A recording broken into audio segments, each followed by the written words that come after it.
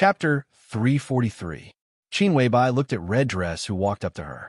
The red dress was bright and eye-catching, making people ignore the breeze, the sun, the lake, and the green trees. The red dress fluttered and became the most vivid color in front of Qin Weibai. Qin Weibai instinctively adjusted her body, took a step back, and made a subtle but clear defensive posture. Her expression was serious, but her eyes, which had just woken up, became dazed again, and there was no focus in them. It seemed to be the same morning. It seemed to be the same sunshine. It seemed to be the same breeze. It seemed to be the same red dress. How familiar this scene was. It was like a sharp knife, piercing directly into her broken heart without any leeway, making her numb and hollow soul experience the deep pain again. The story seemed to have just begun, but Qin Weibai felt that she was standing in the end. She was a little panicked, so she took another step back and looked around in a panic. The villa area was quiet under the sun. The breeze was extremely gentle, and the treetops were swaying in the wind. The sun shone on the west lake with charming waves. There was no sky close at hand, and it was impossible to see the whole city from above. There was no blood on the ground, and the grass was green and soft, peaceful. Qin Weibai took a few deep breaths and forced herself to calm down. I cried. I'm fine now, she said. Red Dress looked at Qin Weibai quietly. Her eyes were as clear as water, with a kind of innocence that had never been polluted by any filth.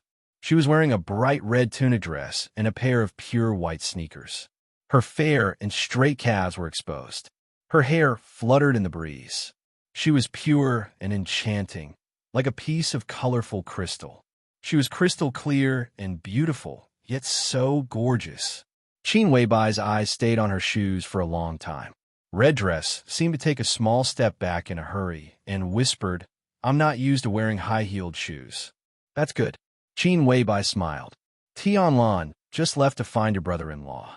Did you come to Lin by yourself? I came with my sister. Dongcheng Rushi, dressed in red, said honestly. Lin was not far from Huading.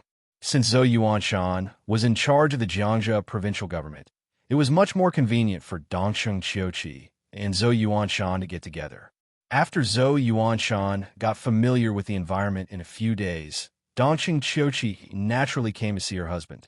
It was just a 2 to 3 hour drive. Dongcheng Rushi, who lived with her sister, naturally came to see her fiancé. I'm also your sister.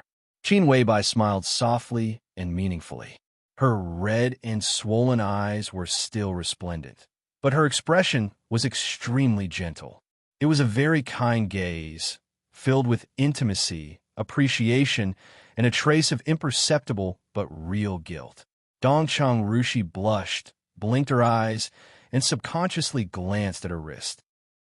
Both of them wore the same exquisite watches on their wrists. She had nothing to do with Qin Weibai, but from Li Tianlan's point of view, Li Tianlan was their man, and they were naturally sisters. Dongcheng Rushi gently bit her lower lip, and her bright little face was a little gloomy. No matter how pure her temperament was, she was still a woman, sharing a man with another woman, and she had to call this woman sister. Dongcheng Rushi couldn't describe the feeling in her heart, but she just felt a little wronged. Do you feel very wrong? Qin Weibai asked softly. No. Dongcheng Rushi shook her head subconsciously, but she was not good at hiding her emotions. She gently pursed her small mouth, and it seemed that she didn't mean what she said. It's normal to feel wronged. Qin Weibai touched Dongcheng Rushi's hair, and her voice became softer. She was 1.76 meters tall barefoot, and she was a little taller than Dongcheng Rushi. With a pair of high heels, her movement was very natural. Even if I were you, I would also feel wronged. At least for now, it seems that you are indeed more suitable for Tianlan than me. If I were you, maybe I would have already made a scene. Dongcheng Rushi lowered her head and looked at her toes. She whispered, I don't dare. If I make a scene, Tianlan will definitely not want me. If Tianlan doesn't want me, my family will not want me either. Her words were very soft and tender. Qin Weibai, who knew something about the past, felt sad in her heart. How could they bear to do that? Qin Weibai smiled. and took Dongsheng Rushi's hand. You're the most suitable girl for Tianlan, no one else. Tianlan will definitely not abandon you. Really? Dongsheng Rushi raised her head and looked at Qin Weibai with clear eyes. She was a little happy. Of course it's true. Qin Weibai nodded. The kindness in her eyes was not hidden, but there was still a trace of pity and sadness. If she didn't exist. Oh, Dongsheng Rushi asked subconsciously. She asked it very naturally, but when she said the single syllable, there was a stiffness that she didn't even notice. The breeze was still soft. Dongsheng Rushi, whose hand was held by Qin Weibai, gradually changed. The clarity in her eyes gradually changed, and a strange look became stronger and stronger. Qin Weibai let go of Dongsheng Rushi's hand in silence. The kindness in her eyes gradually disappeared, and she became cold. Of course it's another you. I don't think there's anything wrong with my existence. The clarity in Dongsheng Rushi's eyes disappeared completely, and she became extremely cold and vigilant almost instantly. Qin Weibai looked indifferently at Dongsheng Yueshin, who had quietly replaced Dongsheng Rushi's personality. There was a trace of disgust in her eyes that she couldn't hide. It was disgust, not hatred. You should disappear, she said coldly. If you don't show up, the Dongsheng clan will be much more at ease. Ridiculous. Dongsheng Yueshin sneered. My existence is not a secret in the Dongsheng clan. My sister, my parents, my grandfather, and my godfather all know about it. They all love me very much. What qualifications do you have to stand in the Dongsheng clan's position to judge me? You are neither human nor ghost. Qin Weibai's voice was as cold as the chilly wind blowing out of the polar glacier, without any temperature. Her smile was as cold as a knife and sharp. You have the face to say that they love you very much? Don't you feel ashamed? Her words were extremely harsh. But Dongsheng Yueshin wasn't angry. She just frowned and wondered, why should I feel ashamed? This rhetorical question was natural. Qin Weibai was stunned on the spot. She was silent for a long time, then sighed softly and said self-mockingly, You really have nothing to feel ashamed of now. Dongsheng Yueshin became more and more inexplicable. She looked at Qin Weibai with undisguised defensiveness in her eyes. Just like Qin Weibai didn't like her, she didn't like Qin Weibai either. This woman was recognized as a goddess in the dark world. She was superior, perfect, otherworldly, and extremely beautiful. But when Dongsheng Rushi saw her for the first time in Heaven Capital, she didn't like her. She always felt that this woman was too demonic. Under the sacred, always demonic aura. Dongsheng Yueshin didn't want to admit that this dislike was fear, but she instinctively didn't want to see Qin Weibai. But what Qin Weibai said to Dongsheng Rushi was too obvious. If she didn't show up, she really wasn't sure what Qin Weibai would say. So now it was not so much that Dongsheng Yueshin took the initiative to show up, but that Qin Weibai took the initiative to lead her out. What do you want? Dongsheng Yueshin asked cautiously. Do you remember our meeting in Heaven Capital? Qin Weibai said calmly. I asked you a question at that time. In the past 100 years in Zhongzhou State, which family is the saddest and most pitiful? Dongsheng Yueshin stared at Qin Weibai and said nothing. Qin Weibai did ask this question, but Qin Weibai also gave the answer at that time. She didn't say the Li family, but the Dongsheng clan. Dongsheng Yueshin didn't agree with this view. Not the Li family, and not the Dongsheng clan. She looked at Qin Weibai and said firmly, word by word, I really don't know where your confidence comes from. Qin Weibai sneered and said, If some people are trustworthy, how can we have all this today? From your point of view, if you trust the wrong person, you are doomed to a tragedy. I'm right. Dongsheng Yueshin's tone was firm and stubborn. Qin Weibai took a deep look at her. You can believe in your own judgment, provided that you are mentally prepared to pay the price. Dongsheng Yueshin's face changed, and she said nothing. Tell me, if you fall in love with a man you have to kill, what will happen? Qin Weibai suddenly asked. She asked suddenly. Dongsheng Yueshin's face changed dramatically. I don't know what you're talking about. She forced herself to be calm. Qin Weibai looked at Dongsheng Yueshin quietly, and a smile gradually appeared at the corner of her mouth. Her eyes were in a trance, and her thoughts completely drifted elsewhere. They are all pitiful people, she said softly, and her sharp eyes softened. Have you ever imagined yourself as a bird? A bird with wings that can fly freely, flying higher than an eagle. Qin Weibai asked softly. Dong Qingyueshan only thought that she was crazy. She shook her head and said, No, I have imagined it, but I can't. Qin Weibai said softly, But there is a woman who has always thought so. She used to be a genius of an era, but in the end, she cooperated with others and killed her beloved man. Do you want to know what happened to her in the end? What happened? Dong Qingyueshan asked subconsciously. She was crazy. Qin Weibai laughed and said, She was really crazy. Back then, she thought that she was a bird that could fly freely in front of me. So she laughed and jumped from the highest place in Huading. She fell to pieces, and her family fell into dire straits because of that. The important members of her family were either sentenced to death or sent to prison. None of them had a good ending. Qin Weibai said softly, as if she remembered that summer again. That summer in Huading, that woman was also wearing a scarlet dress and a pair of red high heels. In the bright and illusory sunshine, she smiled foolishly and imagined that she had become a bird, opened the wings she thought she had, and jumped from the highest place in Huading. She was a crazy red dress. She was a bird with broken wings. Her figure passed through the white clouds and fell from the sky with the fierce wind, and finally dyed a large area of green grass red. After the sunshine in Huading that day, there was a heavy rain. The heavy rain passed through the quiet years in the depths of memory, gradually turning red and sticky, like the last messy loneliness of a bloody storm. All the grudges and grievances had their final ending in that rain of blood.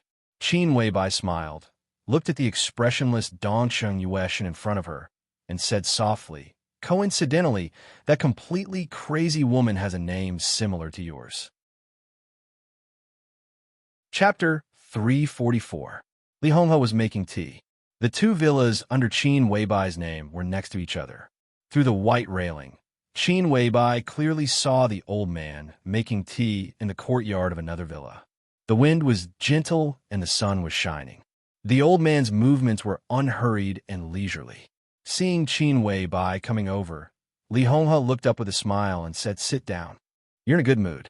Qin Weibai sat down and said in a flat tone. She didn't call Senior Li, who seemed to be very respectful. In the absence of others, Qin Weibai didn't bother to disguise her emotions. I'm old. I told you last time we met that I have nothing to think about in this life. My only obsession is to see Tianlan bring the Li family back to its original height. Li Honghe smiled and poured a cup of tea for Qin Weibai. Westlake Longjing was world famous, but the old man made black tea from Jiangnan. The tea was mellow and had a long aftertaste. He put the tea in front of Qin Weibai, narrowed his eyes, and continued, But now it seems that you still don't believe me. Should I believe you? Qin Weibai asked. This was not the first time they met. More than 4 years ago, when Li Tianlan re-practiced martial arts for the first time in the desert prison, Qin Weibai and Li Honghe met for the first time. Qin Weibai had never concealed her doubts about Li Honghe, but she got all of Li Honghe's trust. Whether you believe it or not, I mean it. Li Honghe looked at Qin Weibai calmly. Qin Weibai looked down at the cup of black tea handed over by the old man. She gently touched the edge of the cup with her fingers. After a long time, she suddenly asked, Is there enough manpower in the Li family? The Overwatch Council has enough manpower. Li Honghe said calmly, It's not a powerful agency in the southeast. It doesn't make sense to put too many people here. Qin Weibai looked up at Li Honghe as if she wanted to see through his heart. On the surface, the Southeast Supervisory Council was indeed meaningless. Most of the Southeast was the territory of the Wang family of Beihai.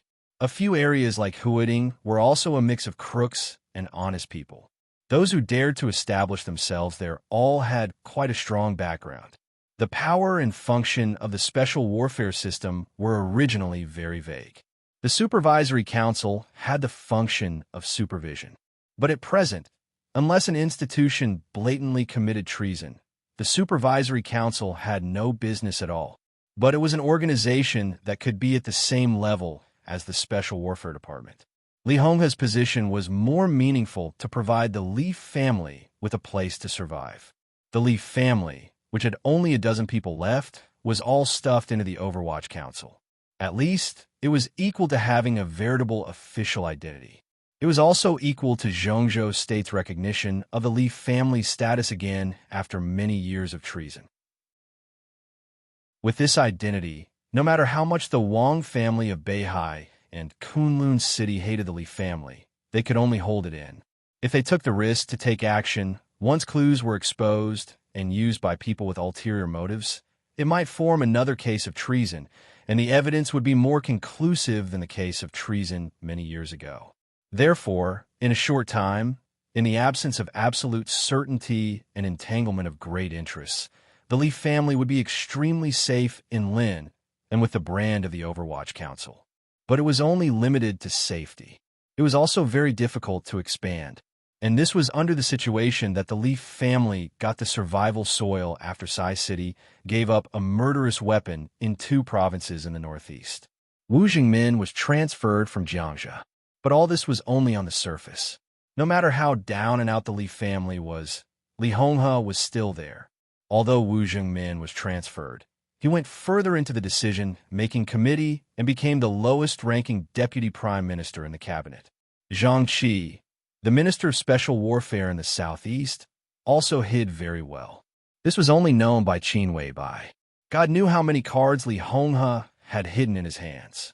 This unfathomable old man, guarding in the southeast, held an agency that seemed to have no real power, but had too many chess pieces that could be used in the dark. He said he had no thoughts. Who dared to believe it? At least Qin Weibai did not dare to believe it. Everything in the future depends on Tianlan. Li Honghe whispered, "The road has been paved. Although the starting point is not perfect, it is much better than expected. At least, as long as I am alive, you will not have any worries." But the situation is not good. Qin Weibai's tone was indifferent. In all fairness, today's Li family was already good. At least it had become Li Tianlan's help. Jiangxia, which was likely to become the foundation of the Li family in the future, and Zhongzhou State's deputy prime minister, who was old but strong, was not weak. In any group, it would be an important or even a core component. But the key was that the Li family was not in any group, and the Li family's opponent was not an individual, but a group. It was a behemoth like the Southeast Group and the Special Warfare Group. In comparison, the help around Li Tianlan suddenly seemed extremely loose. One was the declining Li family, and the other was Sai City, which had just risen for a few decades but lost its murderous weapon. As for the Giant Group, Li Tianlan didn't get the support of the Giant Group so much as the support of the 3 pillars of rich and powerful families: Dongqing City, the Bai family, and the Zhou family. The combined forces were indeed powerful, but it was still a different concept from the support of the Giant Group. "It's really not good." Li Honghe nodded. "So if you have extra men, you don't have to monitor me.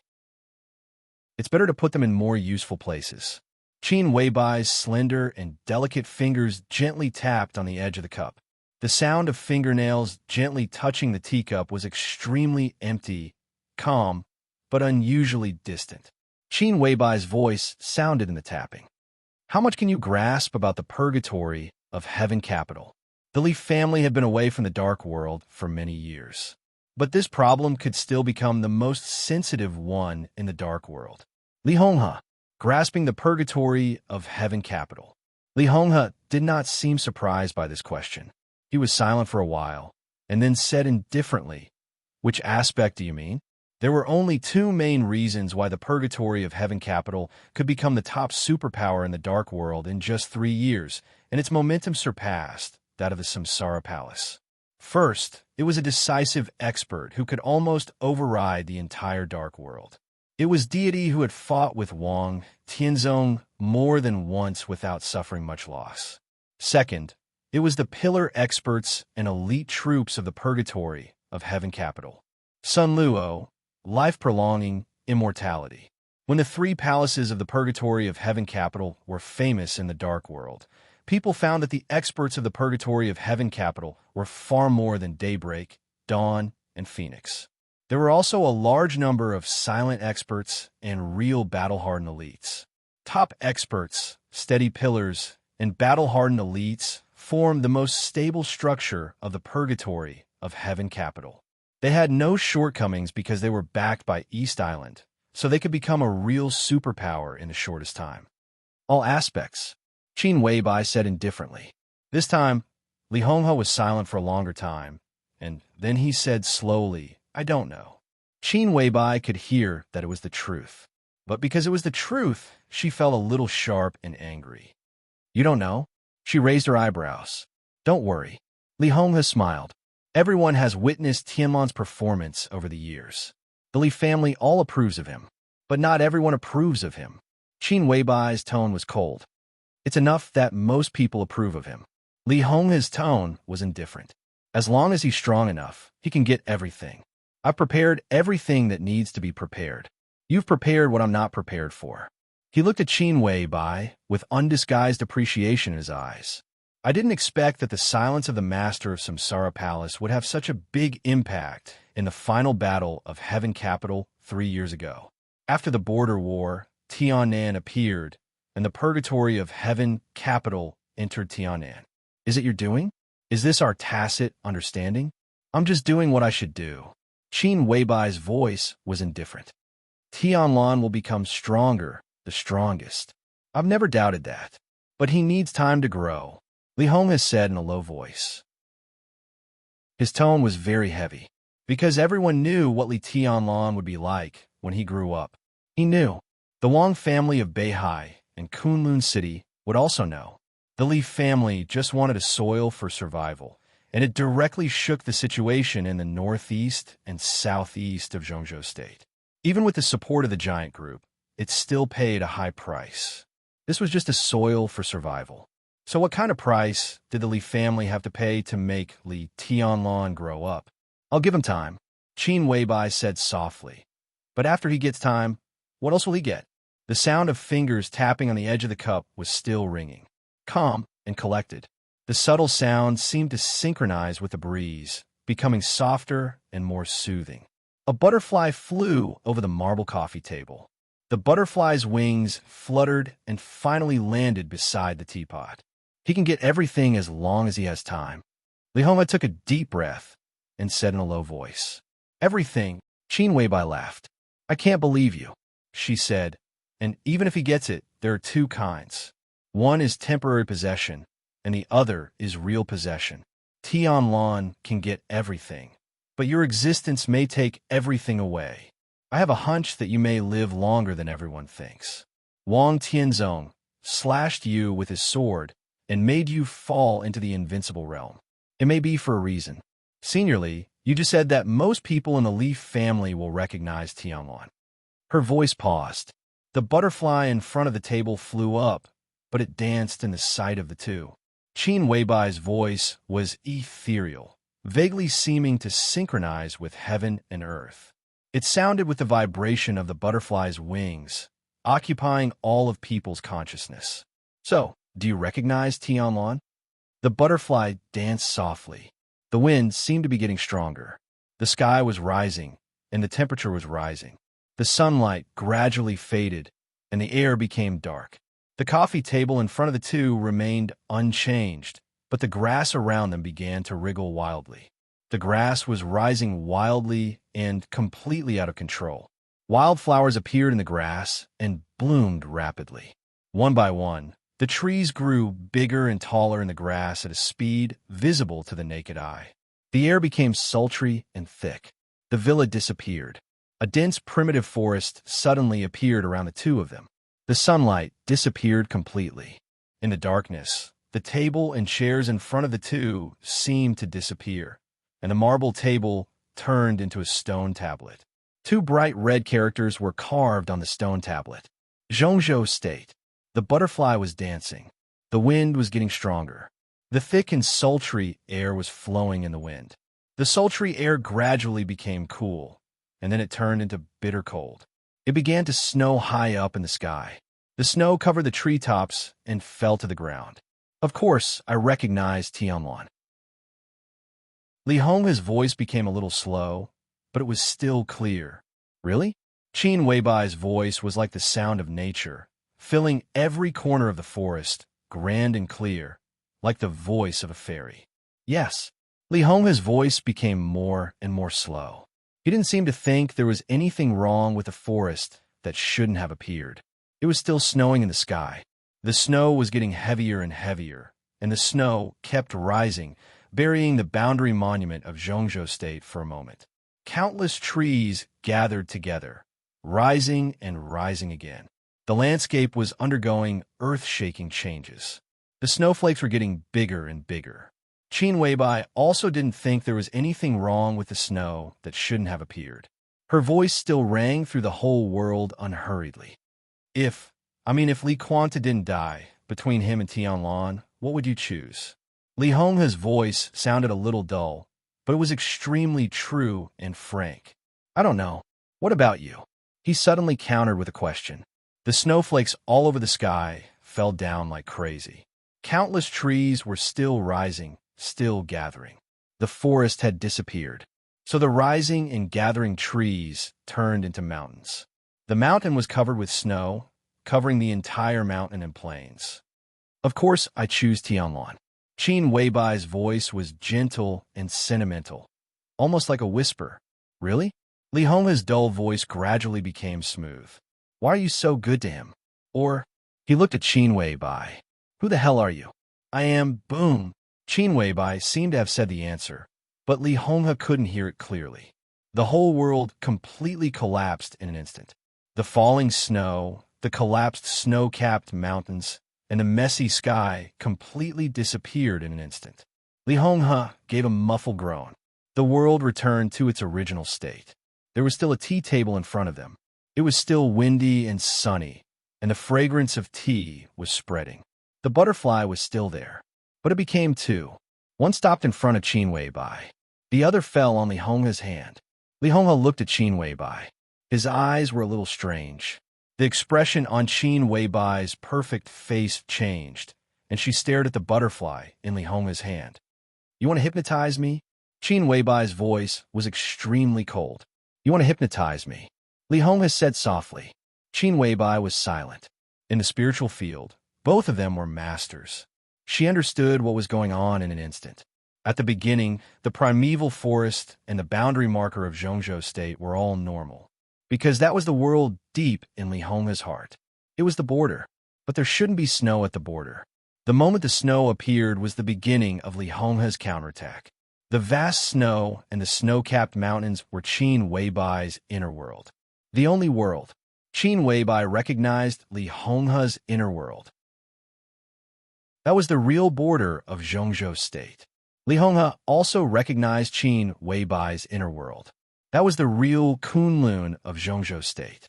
The snow and the mountain could almost be regarded as the hub of the special warfare system of Zhongzhou State. That was the Qingyun Snow Peak of Kunlun. Under the Qingyun Snow Peak, it was Kunlun's city of Zhongzhou State. The two worlds changed so naturally that Qin Weibai, who wanted to hypnotize Li Honghe, didn't notice it. Instead of getting the truth she wanted, she almost fell into Li Honghe's trap. The confrontation in the spiritual field was even more thrilling than the fight between martial arts, because it was almost an interrogation of the soul. Li Honghe fell from the invincible realm, and his willpower was unstable. Qin Weibai was also in a trance in the face of the parting that would never be together again. Qin Weibai took a deep breath and calmed down again. She might have said something just now, but she believed that Li Honghe couldn't hear it. I didn't expect you to have such a strong sense of self-protection. Li Honghe smiled and said, similarly, I didn't expect you to know this method of hypnosis. He looked at Qin Weibai and said, the field of hypnosis is broad and profound. Different techniques have different effects. This technique is improved by me, and it can even be said to be my own creation. Li Honghe touched the butterfly on his hand and said, I can be sure that there is only one person who knows this technique except me, but that person is not you. His smile was a little complicated and confused. So, can you tell me who taught you this technique? Qin Weibai glanced at Li Honghe coldly and said nothing. Hey, sister, Grandpa Li, are you drinking tea here? It's windy. A voice suddenly sounded. Lin Yuxian appeared in front of the two with a bright smile. What are you talking about? Nothing. Li Honghe smiled and said, watching the butterfly. He raised his hand. The butterfly flew up and flew past Lin Yuxian's eyes. What butterfly? Where is it? Lin Yuxian looked confused. Let's go. Qin Weibai suddenly stood up. She took a deep look at Li Honghe and said calmly, I don't know if I should believe you or not. My distrust of you all comes from that cemetery. I know what you have done. Lin Yuxian was there, so what she said was not completely clear. Li Honghe condensed the death energy formed by nearly 1,000 dead people of the Li family into a huge destiny, which almost doomed Li Tianlan's destiny of death. How could Qin Weibai believe Li Honghe? A light flashed in Li Honghe's eyes, and he smiled bitterly. I understand, but I have no choice. If I had a choice, I wouldn't do that. He sighed softly, looked at Qin Weibai, and said softly but sincerely, I also know what you and Wu Wei have done. Thank you. I'm leaving. Qin Weibai shook her head. Li Honghe stood up behind her and bowed deeply to the young woman who was nominally his granddaughter-in-law. Thank you. Lin Yuxian was startled. Qin Weibai did not look back. Li Honghe looked at her back with a calm expression. He knew what Qin Weibai had done, so he naturally knew what kind of consequences she had to bear. This woman, who had only a vast expanse of snow in her heart, was going to face the tribulation for Li Tianlan. Li Tianlan thought that it was just a farewell, but Li Honghe knew it clearly. There would be no future for her to leave this time. No matter what happened in the future, her perfect figure would no longer be seen in the final sky of Li Tianlan and the Li family. Qin Weibai gently turned around and walked out of the villa. The brilliance of the whole early summer seemed to wither like winter as she turned around. Chapter 345. It was Zhou Yuanshan who asked Li Tianlan to meet, but the meeting place was the first building of the Jiangxia Council compound. This was Wu Zhengmin's residence. Wu Zhengmin's entry into the cabinet was a foregone conclusion. The Ministry of Organizing Work of Zhengzhou State had issued a document a few days ago, and the whole of Jiangxia was shaken violently. Recently, the council compound of Jiangxia was extremely lively. Various departments at the provincial level and the prefecture level leaders below them came in an endless stream. Wu Zhengmin had been running Jiangxia for more than 20 years, and he had been the top leader for nearly 20 years. His deep foundation was completely revealed when he was about to leave office. Every car going in and out of the council compound was enough to show the old man's almost superb control of Jiangxia. The southeast of Zhengzhou State was very lively this year. The most lively place was Jiangxia. Lively but not chaotic. Wu Zhengmin's departure from Jiangxia would naturally have a huge impact, but his departure was not unacceptable. He entered the decision-making committee and was the real deputy prime minister of Zhengzhou State, not a nominal title. In the cabinet, he was in charge of business, finance, market economy, quality inspection, customs, tourism, and other work of Zhengzhou State. Although he ranked last, the real power in his hands was not fake. This was undoubtedly the result of the secret support of the giant group and Li Honghe. At the same time, it was announced to the whole of Jiangxia that Wu Zhengmin did not lose power after leaving Jiangxia. Such a move would not completely stabilize people's hearts, but at least it would not make the whole officialdom of Jiangxia panic. This was the first step to stabilize Jiangxia, and it was a crucial step.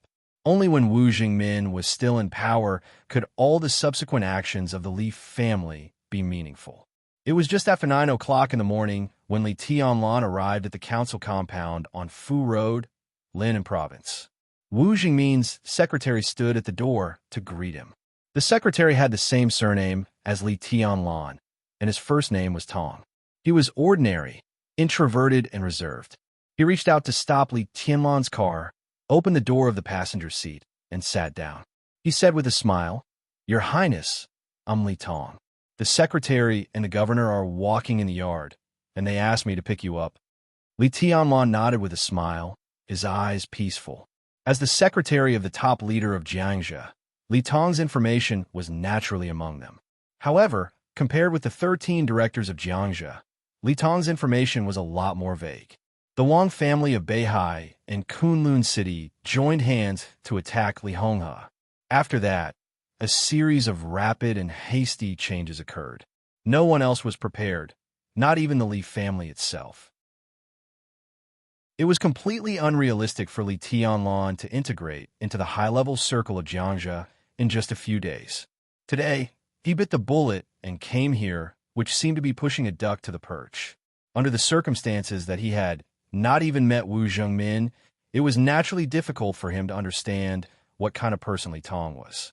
The black Audi slowly drove to the gate of the counselor's compound. At the same time, an Audi with a Yong City license plate slowly drove out. The two cars brushed past each other.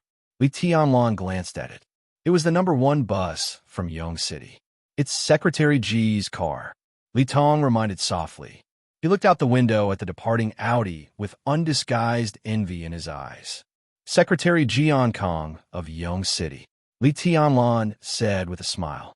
In the information he studied, the Deputy Secretary of Jiangxia, Ji Kong of Yong City, could be said to be the most important, so he could understand the envy in Li Tong's eyes. Because Ji Kong could be regarded as Li Tong's predecessor and the first secretary of Wu Zhengmin, he could be said to be the most trusted confidant. Wu Zhengmin strongly recommended Ji Kong to the high-level leaders to be the top leader of Yong City. At the same time, in order to check and balance Wang Jingxin of Lin, and he pushed him to the position of deputy secretary. In today's Jiangxia, Ji Kong seemed to be a vassal, but in fact, he was the real third leader of the whole Jiangxia. The information given by Qin Weibai and Li Honghe clearly pointed out that when Wu Zhengmin left Jiangxia, as long as Ji Kong was kept, Zhou Yuanshan was almost invincible in the competition with Wang Jingxin. Li Tianlan drove thoughtfully. The car passed by the first building of the director's compound and came to the chessboard mountain in the director's compound. The trees on the chessboard mountain were green, but they did not give people a sense of lush vitality. Instead, they looked a little desolate in the green. There was a chessboard temple on the chessboard. Li Tianlan drove west along the mountain road and finally saw 2 men standing side by side in front of an old mountain wall. Wu Zhengmin, whose hair was a little gray and had not had time to dye it black, was saying something. Zhou Yuanshan, the new governor who came to Jiangxia from Zhongyuan, stood in front of Wu Zhengmin, high-spirited and in high spirits. The mountain wall behind them was engraved with a whole volume of Amitabha Sutra, and the handwriting was ancient and clear. Li Tianlan looked at this picture quietly. Even though he was a very slow guy in all aspects, when he looked at the 2 men in his sight at this time, he could clearly feel the extremely heavy and solemn atmosphere full of power. He took a deep breath, opened the door, got out of the car, and walked over. Zhou Yuanshan saw Li Tianlan and waved his hand with a smile. This was the second time they met. But different from the approachable brother-in-law in the director's compound of Huading for the first time, Zhou Yuanshan now was steady and strong, and his every move was dignified. The only thing that remained unchanged was that his eyes were still kind when looking at Li Tianlan. He shook hands with Li Tianlan, and then introduced with a chuckle, "Tianlan, this is Secretary Wu." Li Tianlan did not reach out to Wu Zhengmin. He came to him, bent down very seriously, and bowed to call him Grandpa Wu. Wu Zhengmin was an old friend of Li Honghe. In any case, he deserved to be called Grandpa Wu. This was the talent that Li Honghe valued the most in those days, and his performance did not let anyone down. In the more than 20 years after the collapse of the Li family, facing the covetous eyes of the Wang family of Beihai and the open and covert attacks of other groups, he always stayed in Jiangxia and guarded the last and most important foundation for the Li family. Not only did he stand firm, but he was even able to promote his first secretary to the position of the third leader. Every storm in Jiangxia over the past 20 years could fully show Wu Zhengmin's unfathomable political wisdom. If the Li family was still in its peak state, with Wu Zhengmin's ability, how could he stay in Jiangxia? It was even possible for him to become the cabinet. Wisdom means courage and loyalty.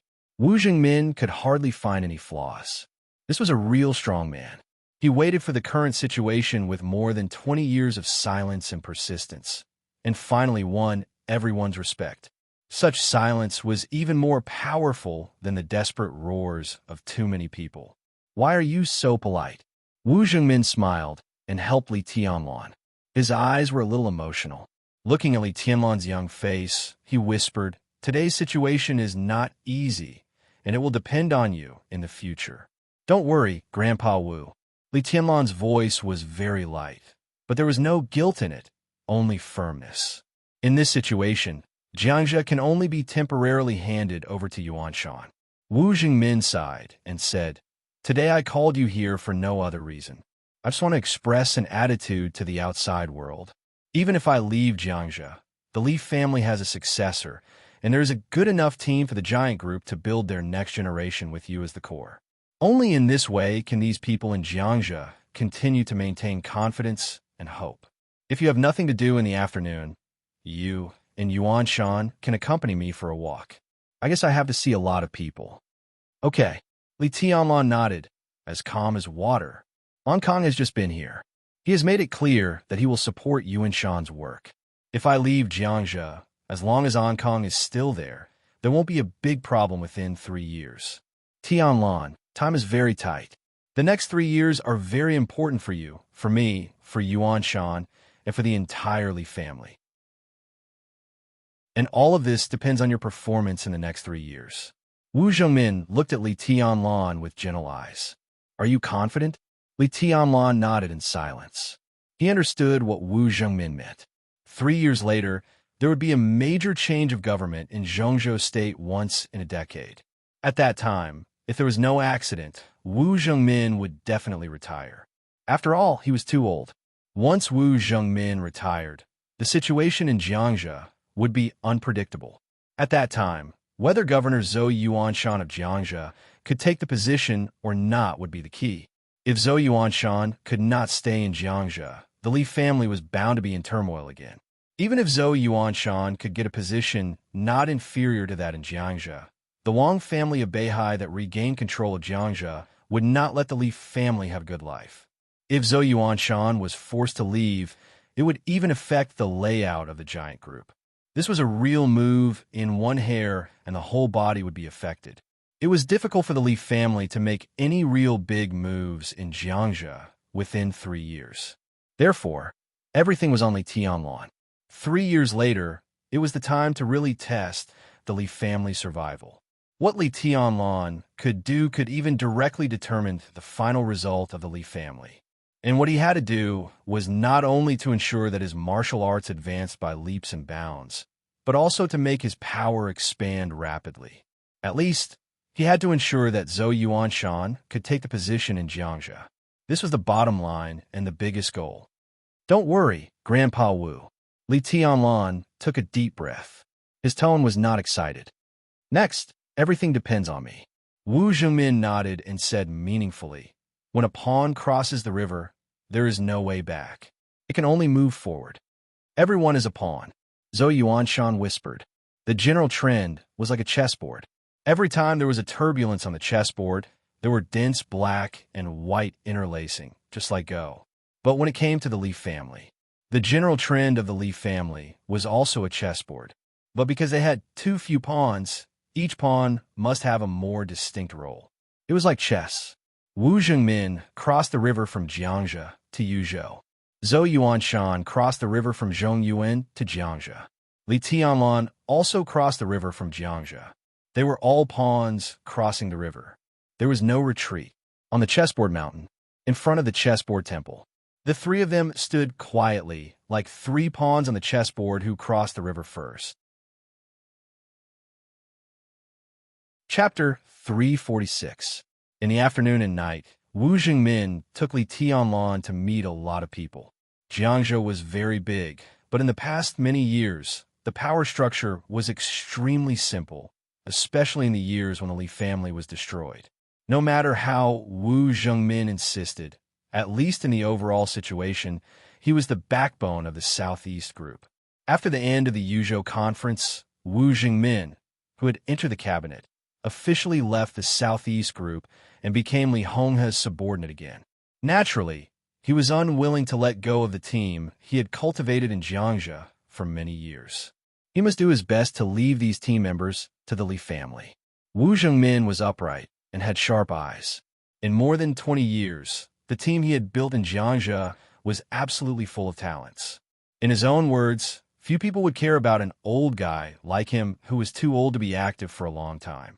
But these people who had been promoted by him over the years were the real wealth. Because of this, today's meeting happened. Wu Jingmin, who was deeply rooted in Jiangxia, Zhou Yuanshan, who was the first among the young generation of the giant group to reach a high position, and Li Tianlan, the heir of the Li family. The three of them stood together. The relationship between them was subtle and meaningful. The powerful figures of Jiangxia, who saw the three of them, also had mixed feelings. Most of the day had passed.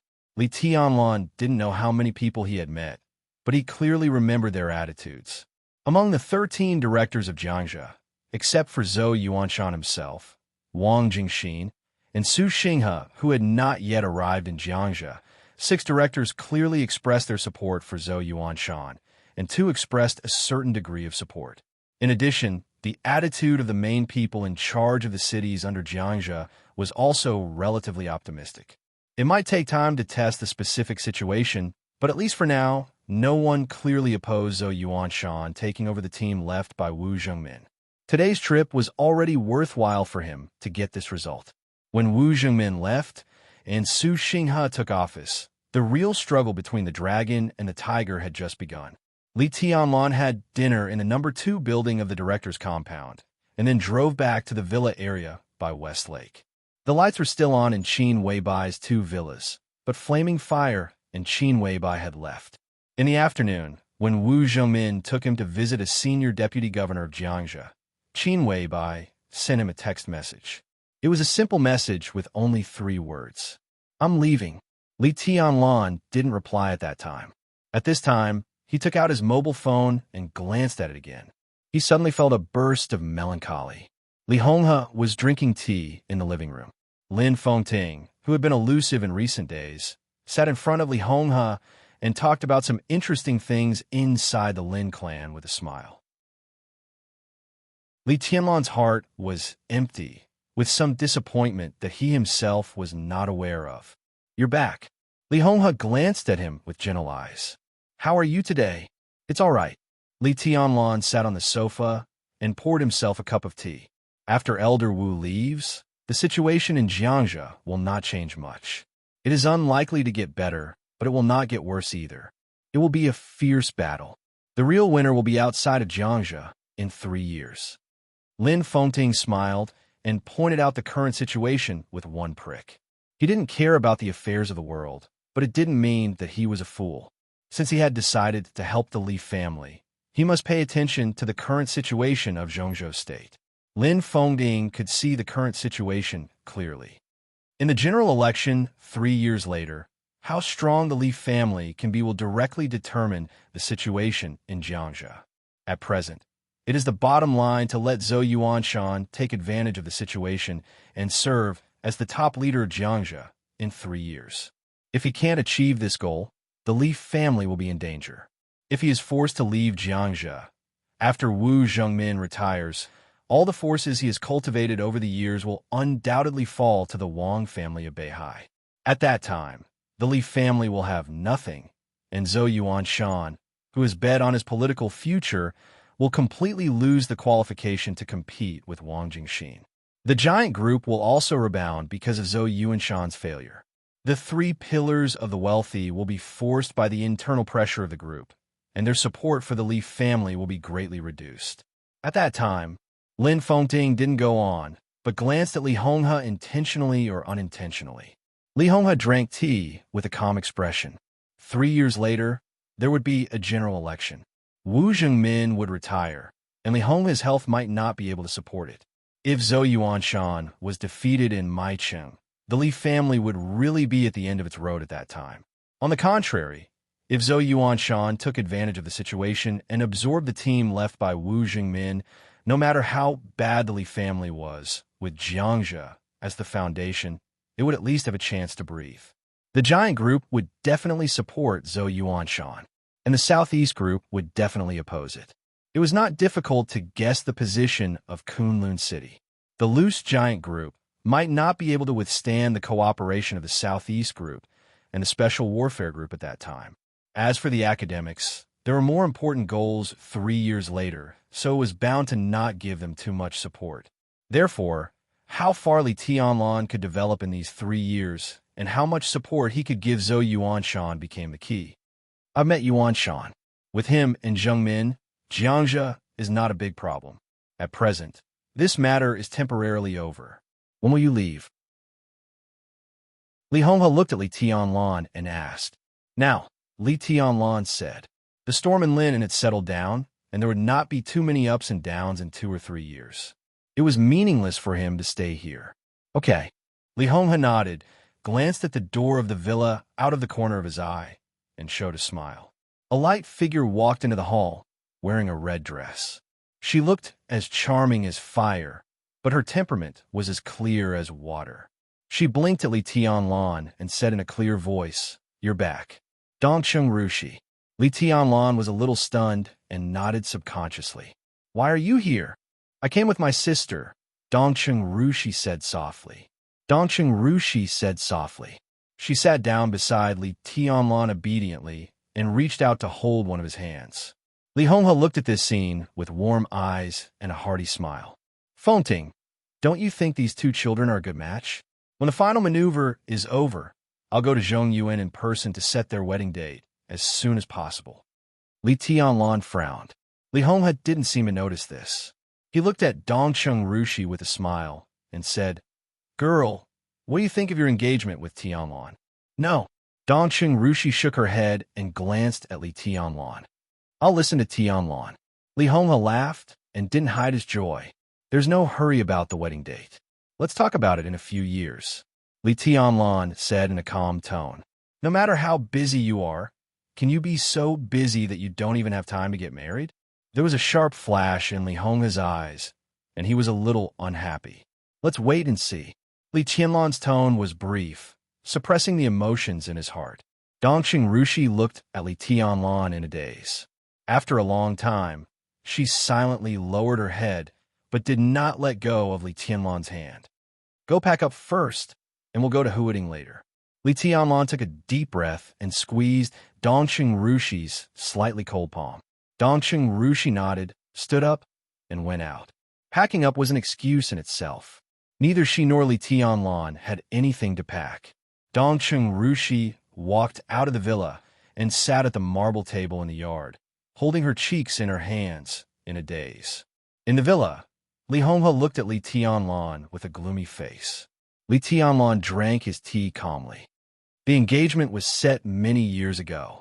It's not negotiable. After a long time, Li Honghe seemed to calm down and said word by word, "I don't disagree." Li Tianlan said calmly, "I'm just waiting." "Waiting for what?" Li Honghe's tone was a little cold. "Waiting for me to die?" Li Tianlan frowned and seemed to be a little annoyed. He lit a cigarette and took a big drag. "Because of Qin Wei Bai?" Li Honghe eased his tone and asked. "Yes." Li Tianlan spoke bluntly. "Do you know her? Or do you know who she is?" Li Honghe asked in a deep voice. "I don't deny that she has helped you a lot at this stage, but can you be sure that her help is a good thing for you in the end?" Li Tianlan raised his head. His eyes were bright and sharp, like the bright sword light after it was unsheathed. "You don't believe her?" Li Tianlan asked. "I do," Li Honghe said calmly, "but I can't find the basis for trust. You, me, the Wang family of Beihai, and the whole dark world. No one knows from Sara Palace, and no one knows Qin Wei Bai. When Qin Wei Bai first appeared in Huading, the 6 investigated her through their own intelligence channels. They only knew that she came from a small mountain village in the southwest. But after all these years, the 6 tried their best. They couldn't even find any clue about her parents, not to mention that small mountain village. There was no clue at all. Do you understand? She looked at her grandson's raised eyebrows and sighed softly. I can trust Qin Wei Bai, but I'd rather cooperate with the Dongcheng clan. After all, they know everything. And when it comes to Zhongzhou State, not to mention that Samsara Palace is not in Zhongzhou State, Even if they are here, they can't help you as much as the Dongsheng clan. Marrying Rushi is the best for you and the Li family. Not the best for me. Li Tianlan looked at Li Honghe with burning eyes. I really don't know her past, but I believe in her feelings for me. For me, this is the basis of all trust. Feelings? Li Honghe sneered. Do you know where these feelings come from? Li Tianlan had been stunned and couldn't say a word. What's Qin Weibai's identity? What's your identity? Now you do have feelings, but where did they come from? Is this kind of inexplicable feelings the basis of trust? Why is she so good to you? Do you understand? Li Honghe asked. He took a deep look at his grandson, whose face was changing, and said calmly, behind the inexplicable deep feelings, there must be a debt. This kind of debt may be in the past, or it may be in the future. She may know that she is destined to owe you something in the future, so she makes it up to you now. I believe in such feelings, but I don't. As he spoke, the muscles at the corner of his mouth twitched, and a touch of pain and anger flashed in his eyes. Lin Fengting's mouth also twitched. I'm going to Huiding. Li Tianlan stood up and walked out of the living room without looking back. Obviously, he didn't intend to say anything more on this issue. Li Honghe stood up abruptly, as if he wanted Li Tianlan to stop. Lin Fengting waved his hand with a bitter smile, interrupted Li Honghe's anger, and let Li Tianlan leave. Senior Li, I know what you were worried about. Lin Fengting said helplessly, but what you were worried about is unlikely. Qin Weibai does owe Tianlan, but now she is making up for it, not harming him. Not now. Li Honghe sat down. But in the final battle of Snow Country, if she doesn't die for Tianlan, what will happen in the future? Lin Fengting's eyes were complicated. He really knew what Li Honghe was worried about, but he also knew Qin Weibai. He really knew her. When in Australia, he agreed to lend the sword to Qin Weibai on the condition that he met the master of Samsara Palace. What everyone didn't know was that he did meet the master of Samsara Palace in Lin a few days ago.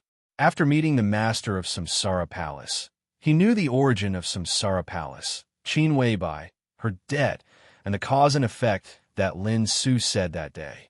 Senior Li, after the final battle of Snow Country, Samsara Palace is destined to be destroyed. Lin Fengting said softly, but Samsara Palace and Qin Weibai are two different things. I can't see through her fate. Li Honghe said in a deep voice, she has the appearance of chaos. If she doesn't die, in the future... Chapter 347. When he left Lin in addition to Dongsheng Rushi, who went back with him, Li Tianlan also had a very famous driver. Lin Fengting stayed in Lin, but he sent his son Lin Yuxian to Huiding. Li Tianlan and Dongsheng Rushi sat in the back row. Lin Yuxian drove the car with a smile on his face, carefree and in a good mood. Did Yuxian go to Huiding to see the final maneuver? Li Tianlan took out a cigarette and handed it over, asking casually. In the end, he didn't let the heir of the Lin clan call him brother-in-law, and Lin Yuxian didn't let Li Tianlan call him brother Lin. They called each other by name, although they were not very familiar with each other. Now they were on the same side, so their relationship was relatively harmonious. Yes, Lin Yuxian took the cigarette and subconsciously glanced at Dongsheng Rushi in the rearview mirror, only to find that the genius of the Dongsheng clan didn't feel disgusted. Instead, she took out a lighter to help Li Tianlan light the cigarette. He smiled and said, the final maneuver of the two academies of Zhongzhou State is quite important every time, and this one is even more so. With you, Sheng Xiao, Guhan's Han, and Jiang Shangyu, this maneuver can be said to be the most valuable one. If I don't watch such a big show, I will regret it for the rest of my life. Not only me, but the people of the superpowers in the dark world will certainly collect relevant information even if they don't come. Now the Sky Academy is the focus of attention. Li Tianlan suddenly remembered the chat with Qin Weibai a few days ago. It was a chat about the Chosen One. Qin Weibai said that in this era, if someone could face Lin Fengting, deity, and the master of Samsara Palace with murderous weapons and not hurt his foundation, he would be the chosen one of this era. But this era was about to pass. Next was the era of young people. Wang Shengxiao, Guhan's Han, and Jiang Shangyu would all be the top combat forces of Zhongzhou State in the future. If his foundation was not hurt in the face of their siege, would he really deserve the title of the Chosen One of Zhongzhou State? Li Tianlan didn't consider whether he could do it or not. He was already considering what risks and benefits it would bring to him. In the final maneuver, if he really defeated everyone in this way, then no one would doubt his potential in future. But the Wang family of Beihai and Kunlun City's desire to kill him would be so strong that it couldn't be any stronger. Li Tianlan was very clear about this. He was thinking about how many people would protect him at all costs. As long as he survived, the enormous prestige he had obtained after becoming the #1 expert of the younger generation would become tangible benefits. His future development in the Southern Heaven region would also be smooth. The final maneuver, Li Tianlan murmured to himself. After the Yuzhou conference, the final maneuver would undoubtedly become a watershed for the Li family. In the long run, it was even more crucial than the Yuzhou conference. The Yuzhou conference demonstrated the Li family's past foundation, while the final maneuver meant the Li family's future potential. The time interval between the two events was so short. Li Honghe and Li Tianlan seemed to really connect the past and the future. Tianlan, are you really going to Tianan to develop after the final maneuver? Lin Yuxian casually turned off the music in the car and asked with a smile. Li Tianlan came to his senses and nodded. There's a chance there. I don't want to miss it. Do you mind if I go to Tianan with you to have a look? Lin Yuxian chuckled and took a deep drag on a cigarette. He was leisurely and carefree, and his hands were about to leave the steering wheel. Li Tianlan froze for a moment. Then he was shocked and sat up straight subconsciously. Are you going to Tianan too? He asked. Why? Are you looking down on me? Lin Yuxian said with a smile. I'm not afraid of any of the few young heavenly sons in Zhongzhou State at present. Well, I shouldn't be a match for Shengxiao. What I lack is not sword intent, but realm. I may suffer a little in physical strength, but the difference won't be too big. If I go to Tianan, I won't be a burden and can still help. I believe you. Li Tianlan looked at Lin Yuxian strangely. Lin Yuxian's current realm was only half a step away from the peak of the thunder-shocking realm. There was no doubt about his talent and inheritance, but he couldn't figure out why Lin Yuxian went to Tianan. Does Uncle Lin know that you're going to Tianan? Li Tianlan asked straightforwardly. Yes. Lin Yuxian nodded. He doesn't support or oppose it. Everything depends on my choice. The Lin clan never enters the secular world. Li Tianlan said slowly. Lin Yuxian disapproved of this rule. It's true that we don't enter the secular world, but it's only the people of the Lin clan's headquarters who don't enter the secular world. To be honest, if you hadn't appeared, I might have been in Zhongzhou State now. Zhuanyuantai in Zhongzhou State belongs to the Li family and the Lin clan. If the Li family can't bear the foundation of our ancestors, the Lin clan won't let it go. The original plan was for me to come to Zhongzhou State to set up a branch of the Lin clan. Now that you've appeared, I'm much more relaxed. I've always wanted to say thank you. Now I should go to Tianan to help you with a little. And maybe I'll find the dark world wonderful in the future and directly set up a branch of the Lin clan in your territory. The future of our age is too changeable. Who can tell? Can I choose this? Li Tianlan found it incredible. Lin Yuxian was the heir of this generation of the Lin clan, and he was the only heir. If he left the headquarters, who would inherit the Lin clan in the future? I couldn't choose before, but now I can choose. Lin Yuxian paused and said calmly. In the next 20 years of the Lin clan, my father has found a helmsman who is better than me, him, and everyone else. I won't hide it from you. It's the sister I just recognized. The dark world is very chaotic now, but this 3-year war will come to an end sooner or later. If there is no accident, this storm will end in snow country. At present, the Samsara Palace is in a very bad situation. In the past 3 years, it can be said that the Samsara Palace has single-handedly provoked the scuffle in the dark world. Now all the superpowers have almost reacted, but they can't get off. They can only bite the bullet and fight on. But at the last moment, the Samsara Palace, which has attracted too much hatred, will not have a good end. Its destruction is expected. If the Samsara Palace disappears, my father plans to let my sister take care of the Lin clan for the next 20 years. He looked at Li Tianlan and said meaningfully, not the headquarters of the Lin clan. It's the whole Lin clan. Li Tianlan looked stunned. The whole Lin clan. Even with his current knowledge, he didn't know what it meant. The headquarters of the Lin clan, plus the branches scattered around the world, might be a behemoth that could compete with the Wang family of Beihai. At the very least, it was not much weaker than the general superpowers. In terms of foundation, it was much stronger than the current Samsara Palace. Lin Fengding let Qin Weibai take care of the Lin clan for the next 20 years. Until now, thinking of the first time they met in Lin a few days ago, Lin Yuxian called Qin Weibai's sister. Li Tianlan was pondering over the endless aftertaste. Why? Li Tianlan couldn't help asking.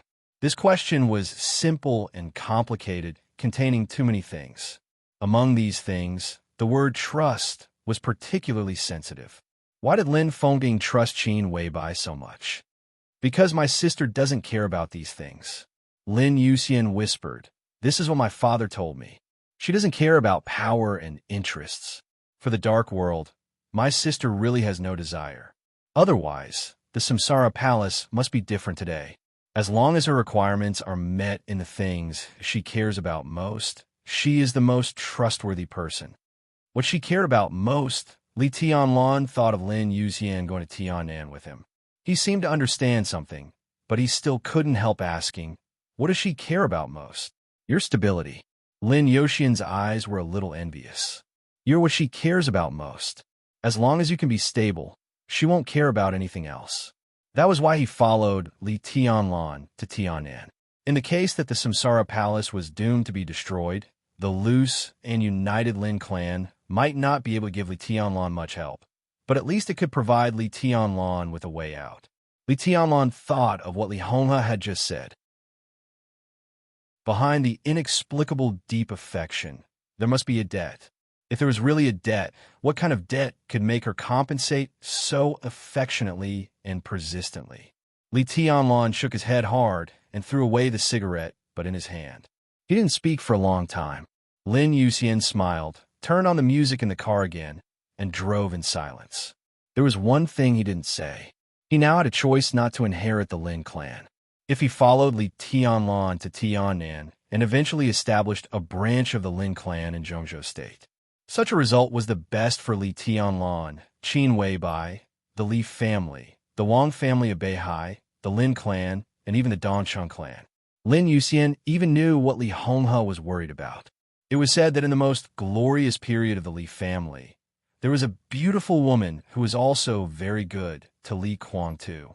However, if Qin Weibai went to the Lin clan, there would be no Samsara Palace in the world, and naturally, there would be no old Samsara.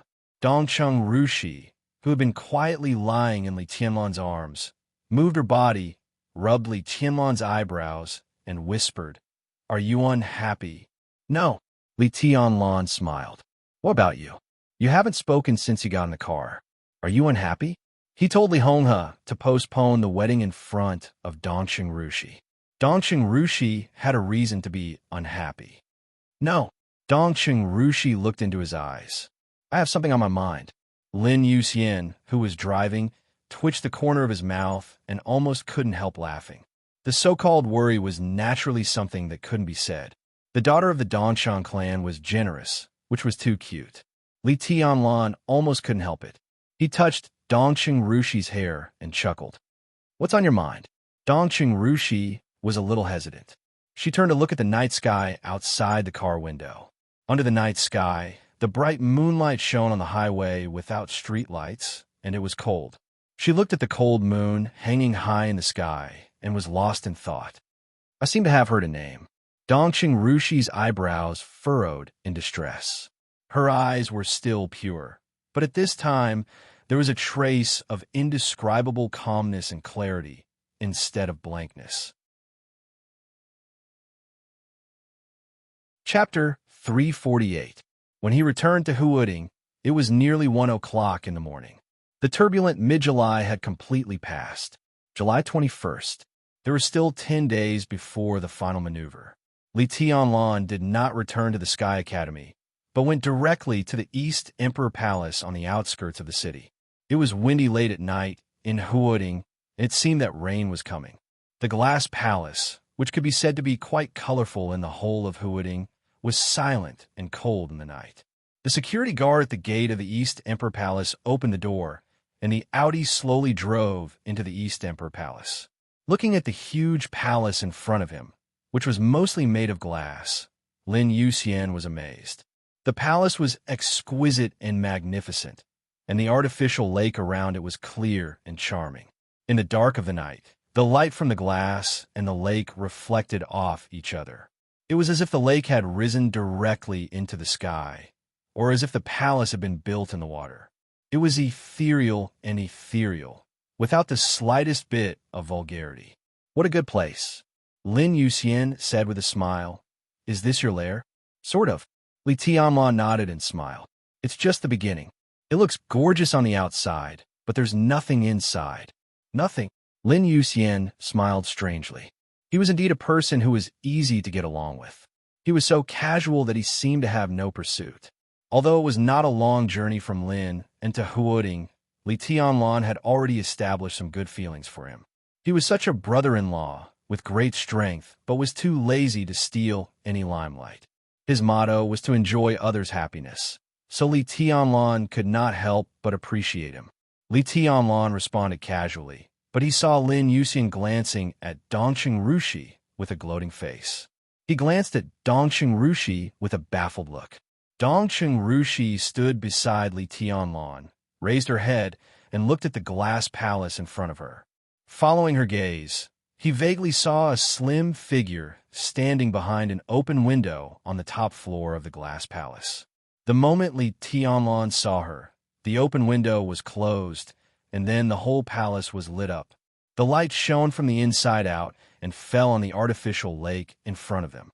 The sparkling lake and the bright palace were like a dream. Brother-in-law, who is inside? Lin Yuxian said with a smile. The way he called him brother-in-law was really teasing. Li Tianlan coughed, as if he was answering Lin Yuxian's question, but his eyes fell on Dongqing Rushi. It's Yuetong, he said simply. Wang Yuetong had been staying in Huoding. In the first 2 days, she lived in the hotel, and then she moved directly to the East Emperor Palace. The little princess, who had just turned from a girl to a woman, was very clingy. No matter what Li Tianlan was doing before, she would call him every once in a while. However, since Li Tianlan went to Lin, Wang Yuetong had not called him or even sent him a text message. But the fact that she was still here spoke volumes. Li Tianlan's eyes were warm. I know her.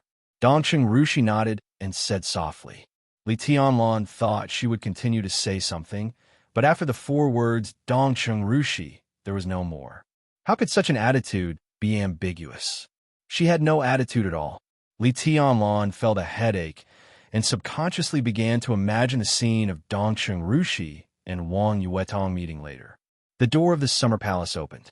Wang Yuetong stood at the door, bathed in the crystal light. She wore a moon-white nightgown, looking a little lazy and charming. Dongqing Rushi quietly put her little hand in Li Tianlan's. Li Tianlan felt a little helpless. He took Dongqing Rushi's hand and said softly, Let's go in. I'll just walk around. Lin Yuxian laughed and whispered, Although I like crowds, I'm not interested in the scene of domestic violence. This place is good. I'll just walk around. Don't worry about me. Li Tianlan cursed in a low voice, F***CK, your domestic violence, and took Dongqing Rushi to the door.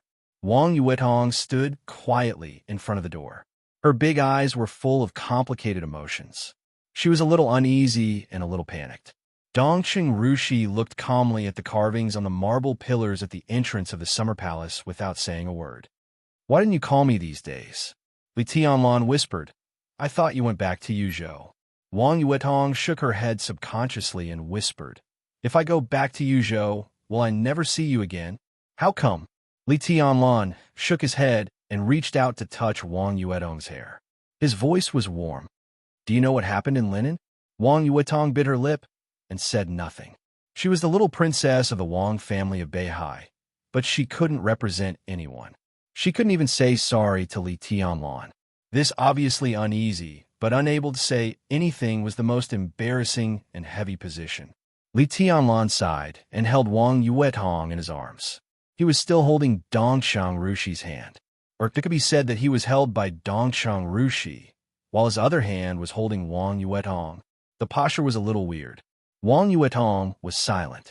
Dongshang Rushi was still studying the carvings on the pillars beside her.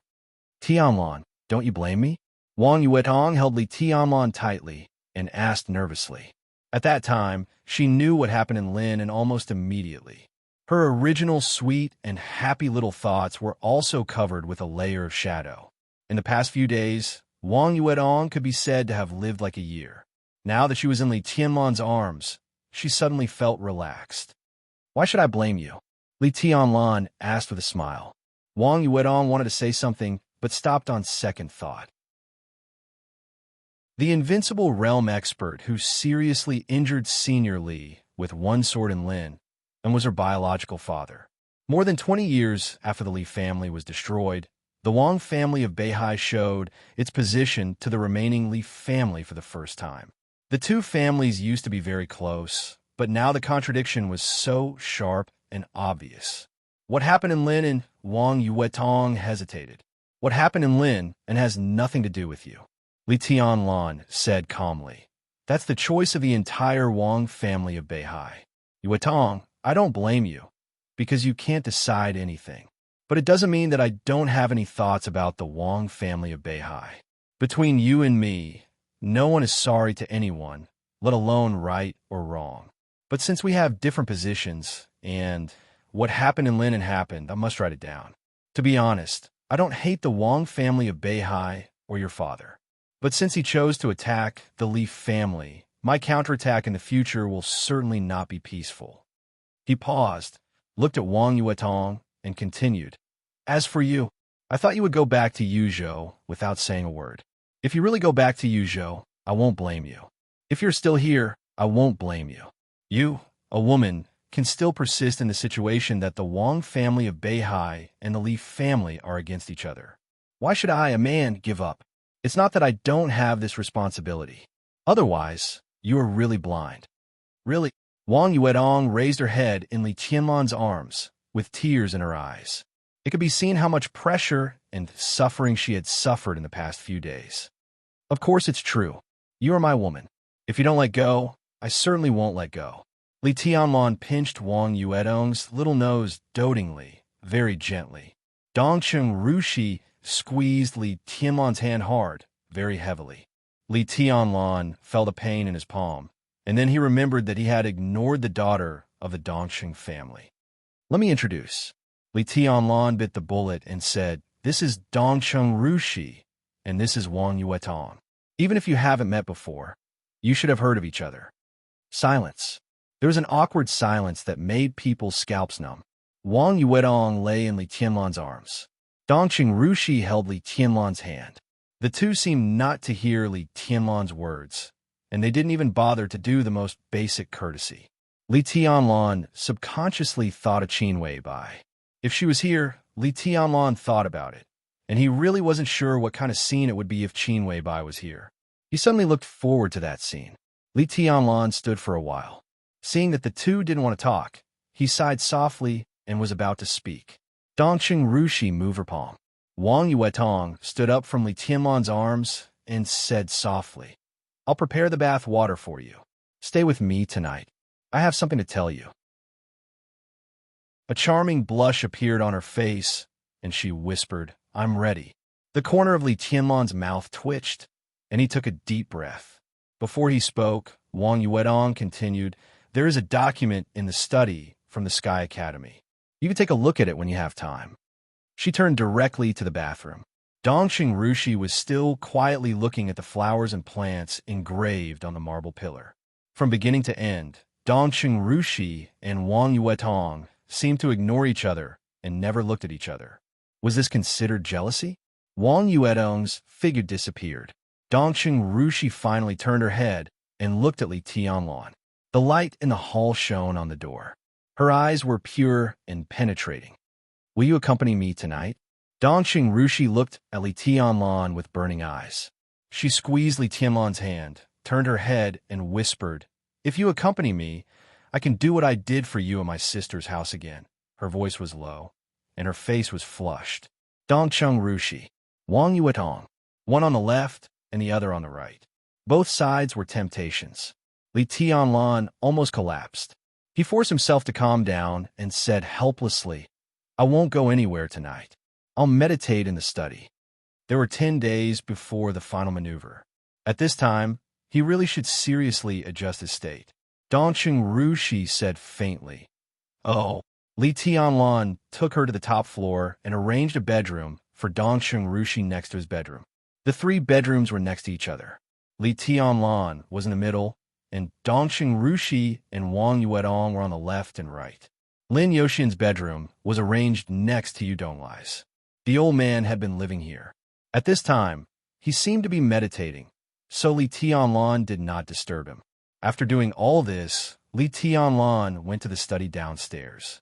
The document from the Sky Academy that Wang Yuetong said was placed in the center of the desk. It was said to be a document, but in fact, it was just a letter.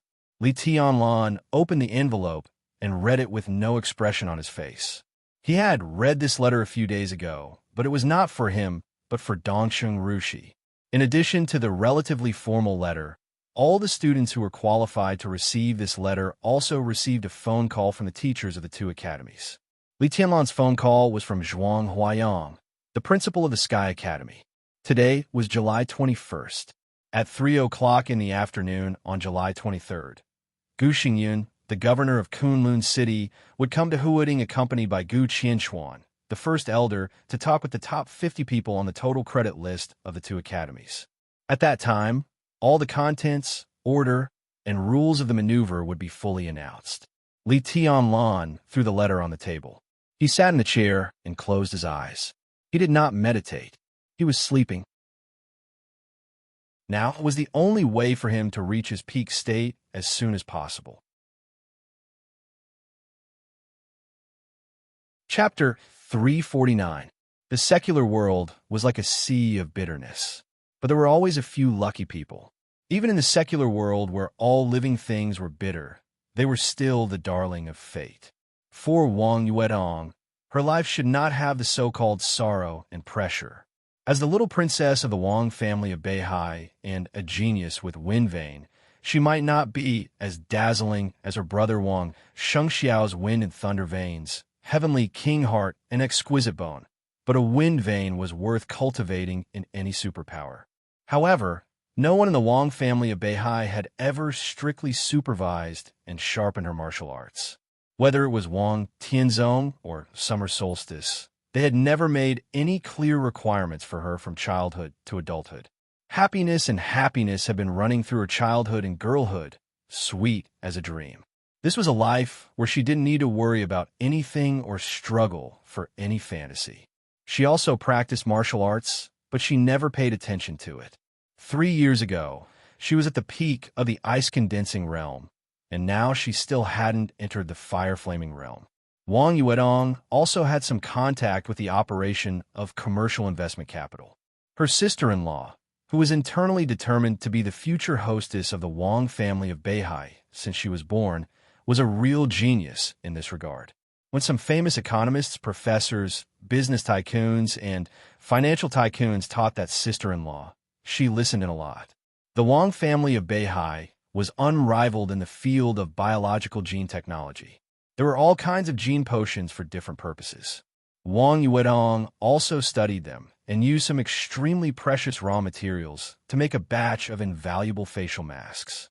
In addition, Wang Yuedong also learned a little bit of bel canto, ballet, piano, guitar, guzheng, painting, and calligraphy. She could be said to be a real all-rounder, knowing everything but proficient in none. From childhood to adulthood, she did whatever she wanted to do, and no one forced her to do it if she didn't want to do it, because her life was destined not to have too many ups and downs. Her future was stable, happy, and free. It was noble and elegant, calm and luxurious, dinner and champagne, sweet, and leisurely. Her life would not have ups and downs and difficult setbacks, so it was good to be casual. Because of this, the entanglement between Wang Yuedong and Li Tianlan was regarded by the whole Wang family of Beihai as Wang Yuedong's self-abandonment, abandoning oneself to degeneration. Wang Yuedong did not deny this statement, but she had never regretted it. She always felt that a woman's life was only complete when she met a man who made her have the courage to fly into the fire like a moth. He had fallen and fallen. Even if he really became an inseparable and chaotic relationship in the future and became a karmic obstacle entangled with gratitude and grudges, there was nothing to regret. At least Wang Yuedong didn't regret it. It was rainy on July 22nd in Huoding. The rain continued to fall from dawn to dusk. The rain continued to fall without any signs of stopping. Wang Yuedong silently walked out of the study and gently closed the door. In the study, Li Tianlan sat in a chair, still sleeping quietly. Li Tianlan had slept for nearly 48 hours since he came back from Linen, but there was still no sign of him waking up. His breathing was steady and regular, as if he had fallen into the deepest sleep. Wang Yuedong hesitated several times and finally did not wake him up. This was the 5th time she had entered the study. Li Tianlan did not wake up, so she could only continue to wait. Waiting. From the moment she made up her mind to be with Li Tianlan, she knew that this was something she had to get used to in the future. The TV was on in the hall on the 1st floor. Wang Yuedong held the railing and looked down. On the wide sofa, Dongqing Rushi's body was curled up, looking lonely. Wang Yuedong frowned and looked a little hesitant. Li Tianlan had been back for 2 days. Dongqing Rushi naturally lived here. Neither of them woke Li Tianlan up, nor did they say a word to each other. Wang Yuedong stayed in her room most of the time. Dongqing Rushi was really free. She meditated, cooked, ran in the morning, and watched TV. Nothing was delayed. It seemed that they could not stand the atmosphere here. Yu Donglai and Lin Yuxian were rarely at home. One went out to visit friends, and the other went out to play. They left for nearly 2 days and did not come back until noon. At this time, no one knew where they were. Wang Yuedong hesitated whether to talk to Dongqing Rushi or not. She didn't even know what to talk about. She just felt that it was very wrong. Dongqing Rushi might be able to deal with such an awkward atmosphere calmly, but she couldn't.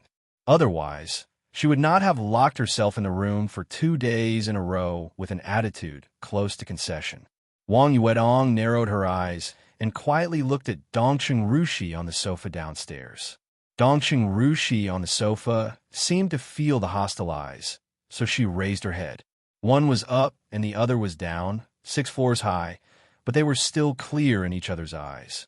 Wang Yuedong took a deep breath, turned to the elevator, and planned to go downstairs. The phone suddenly rang. Wang Yuedong looked at the caller ID, and her face suddenly changed. The phone was still ringing. On the screen, the word daddy seemed to have suddenly become extremely sharp, easily piercing through all her defenses.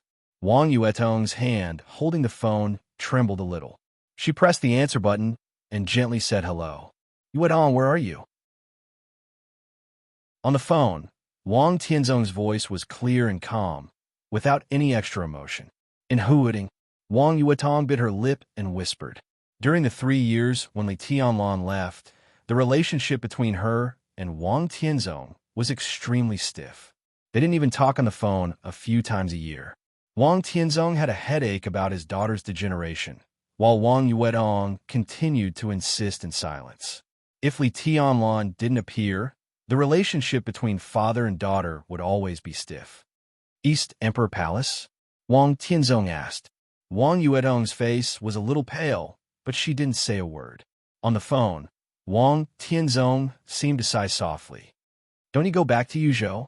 Your uncle Yi called me several times and said that you asked for 10 days leave, but you haven't gone back yet. Dad, I want to resign. Wang Yuedong held the phone and said very carefully but firmly. Resign. Wang Tianzong thought for a while and said blandly, If you resign, what can you do? Wang Yuedong fell silent again. She knew what she was doing, but she didn't know how to say it. She believed that her father on the other end of the phone could understand what she meant. Wang Tianzong was also silent. On both ends of the phone between father and daughter, all the emotions seemed to be completely frozen for a moment. Go home. After a long time, Wang Tianzong said blandly, I won't go back. Wang Yuedong suddenly laughed. Her voice was very clear, with the lightness and cleverness that Wang Tianzong was familiar with, but there was a trace of persistence in it. Dad, I want to stay in East Emperor Palace and stay with him. He's an enemy. Wang Tianzong's tone was simple and straightforward. But he's not my enemy. For me, he's my man. Wang Yuetong said softly. Have you really made up your mind? Wang Tianzong said calmly. Do you really want to go all the way? This is not a decision. Wang Yuetong said softly. I just respect my own feelings. Dad, I'm not angry with you by saying this. I can be sure that I really love him. Maybe in your eyes, I haven't been with him for a long time. But since love at first sight can happen, it's not difficult to understand that I love him. I believe that he's a man worthy of all my feelings. It doesn't matter who he is to the Wang family of Beihai, an enemy, a friend, or a stranger. Dad, I'm just a little girl spoiled by you. I haven't done anything for the family, and I haven't thought about anything for the family. It's the same now. Whether he's an enemy or a friend of the family, I love him. I can't turn back, and I don't want to turn back. Even if you put aside your standpoint, he may not be suitable for you.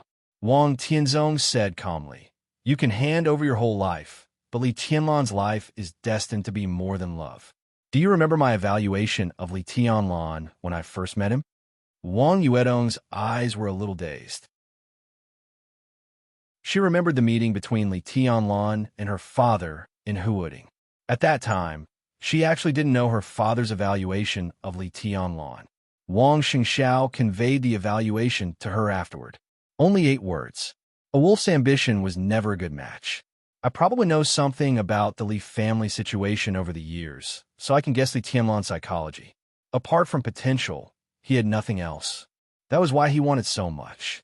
Power, wealth, status, women, he wants everything. What kind of woman is Qin Weibai?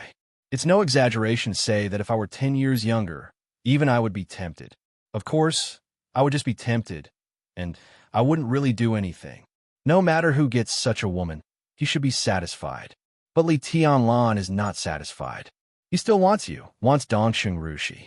I can be sure that he will have more than 3 or 5 women in the future. You may have a place in his heart, but you will never be the most important.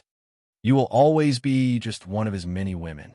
You love him, but does he love you? He may have real feelings for 1 or 2 women, but with Qin Weibai, you don't have a big chance. Let's make a bet. You take the phone to Li Tianlan now. As long as I hear Li Tianlan say sincerely that he loves my daughter, I will not oppose your relationship in the future. How about that? Wang Tianzong was surprisingly talkative. In recent years, Zhongzhou Sword Emperor had become more and more reticent. It could be seen that he was really worried about Wang Yuetong. Wang Yuetong bit her lip and felt a little wronged, but she did not agree to bet with her father. She held the phone tightly and forced herself to calm down. Dad, I've decided. I'm sorry. Wang Tianzong suddenly fell silent. After a long time, when Wang Yuetong was about to hang up the phone, 3 words came from the phone. Go home, Wang Tianzong said and hung up the phone directly. Wang Yuetong burst into tears in an instant. Go home, Wang Tianzong said these 3 words twice. But the meaning was completely different. Wang Yuetong wiped her tears, and her eyes became firm again. She turned into the elevator and went downstairs. In the hall on the first floor, Dongxing Rushi was still sitting on the sofa, watching Tom and Jerry, which was very childish for adults. She held the remote control in her hand and smiled quietly. Yu Donglai and Lin Yu were sitting in a remote corner of the hall, playing chess. The moment Wang Yuetong came out, both of them focused on her at the same time. Wang Yuetong's eyes were slightly red, but she looked very calm.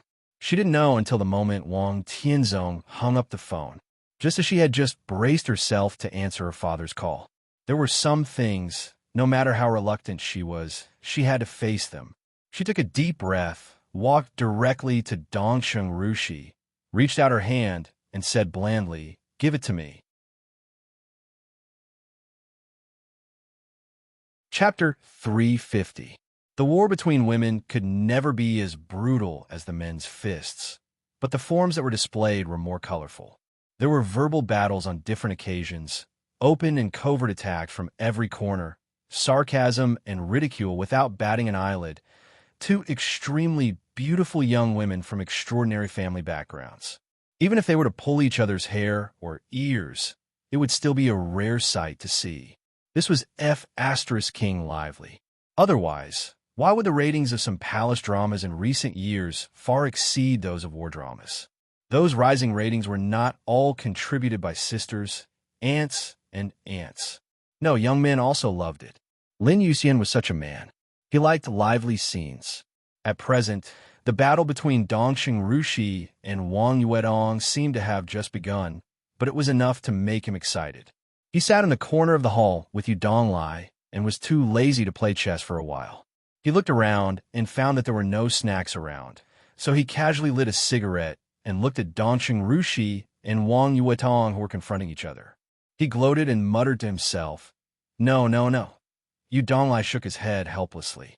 The old man was old and had little interest in watching lively scenes. He had already wondered if he should go upstairs and take out Li Tianlan, who had slept for 2 days. The silent confrontation in front of the TV continued. Wang Yuetong kept reaching out and became calmer. "Give it to me." Dongxing Rushi looked up at Wang Yuetong. Her eyes were as clear as water, and her small hand subconsciously clenched the remote control in her hand. Wang Yuetong did not urge her. She just reached out and waited quietly. But no one doubted that she would be savage when she was impatient. She was now just a young expert who had not yet entered the fire-flaming realm. In the face of Dongxing Rushi of the thunder-shocking realm, there was a huge gap in their combat strength. But as two women who had the same man, the martial arts realm was actually nothing. Dongxing Rushi hesitated, pursed her lips, and handed the remote control to Wang Yuetong. Her expression was neither aggrieved nor angry. She just looked at her quietly. Wang Yuetong took the remote control with many buttons and aimed it at the TV. Although it was called a television, it was actually a giant screen that was almost beyond the imagination of ordinary people.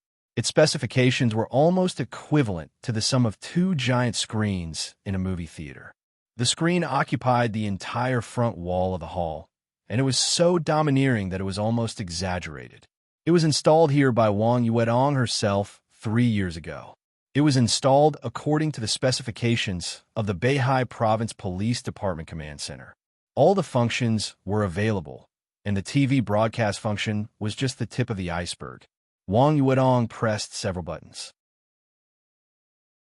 The image of the cat and mouse that occupied the entire wall began to shrink. The huge screen might look very comfortable, but it was hard for the eyes to accept after a long time. Wang Yuetong adjusted the picture to a more comfortable size, handed the remote control back to Dongxing Rushi, and asked, "Is it much better now?" Dongxing Rushi took the remote control in a daze and said obediently, "Thank you. Tianlan should wake up in the evening. I plan to cook dinner for him. Let's go grocery shopping together." Wang Yuetong continued to speak in a lukewarm tone, without kindness or malice. "Sure." Dongxing Rushi sat on the sofa and seemed to instinctively make a defensive posture, wrapping her hands around her slender and straight legs. "I want Tianlan to accompany me tonight." Wang Yuetong looked down at Dongxing Rushi. Silence. Either she broke out in silence, or she would die in silence. Dongxing Rushi did not break out. She silently held her legs, looking like a doormat. "Oh," she said, lowering her head. Wang Yuetong's eyes flickered, and her tone softened unconsciously. "I heard that you and Tianlan were born on the same day, the same month, and the same year." For Dongxing Rushi, this was something to be happy about. She looked a little happy, and her face bloomed with a smile. But Wang Yuetong did not make her happy for long. "Then I'm older than you. You have to call me sister from now on." Dongxing Rushi's happy little face froze, and she looked at Wang Yuetong quietly. "And I've slept with him. I'm the sister in every way." Wang Yuetong looked straight into Dongxing Rushi's eyes. "Sister?" After a long time, Dongxing Rushi whispered, then turned her head, and her mouth seemed to pout subconsciously. Wang Yuedong nodded. I'm going to change clothes. Let's go shopping together. She turned around and walked into the elevator. Was it over? Was it over? Lin Yuxian, who was still waiting to see a good show, was stunned. There was no quarrel, no abuse, and no fight. One was majestic and strong, and the other was pitiful and resigned. Sister and sister. Were they going to love each other? Lin Yuxian, who was watching, said that he could not accept it. It was absolutely unacceptable. Dongqing Rushi didn't look like the kind of person who would be killed in a second. What's going on? Lin Yuxian looked depressed and annoyed. Good thing. Yu Donglai smiled and fiddled with the chessboard. Boy, do you still want to play? You're going to lose this game. It's really a good thing. Lin Yuxian nodded. But I still have to ask. He hesitated, ignoring Yu Donglai's stare, and walked over with a low smile. Dongqing Rushi was still nestled on the sofa, watching Tom and Jerry, which had shrunk down and was very comfortable. Her eyes were clear, and she seemed to forget the grievances just now. The corners of her mouth were slightly bent, as if she was smiling. Lin Yuxian came over and sat on the sofa on the other side. He looked at Dongqing Rushi and smiled bitterly. Well, he took the initiative to speak. Dongqing Rushi turned to look at him. I can't stand it. Lin Yuxian patted his thigh and felt bitter. She was indeed a bitch, and she was playing with fire here. Why do you call her sister? He meant it. Dongqing Rushi was Li Tianlan's fiancée, which was fully recognized by both families. However, Qin Weibai beat her to it. She had to call her sister. No one would feel ashamed if she lost to Qin Weibai. Now, there was Wang Yuedong, and she was also a sister. How aggrieved she felt. She couldn't stand it. You don't like her? Dongqing Rushi looked at Lin Yuxian and asked, It's not about whether I like her or not.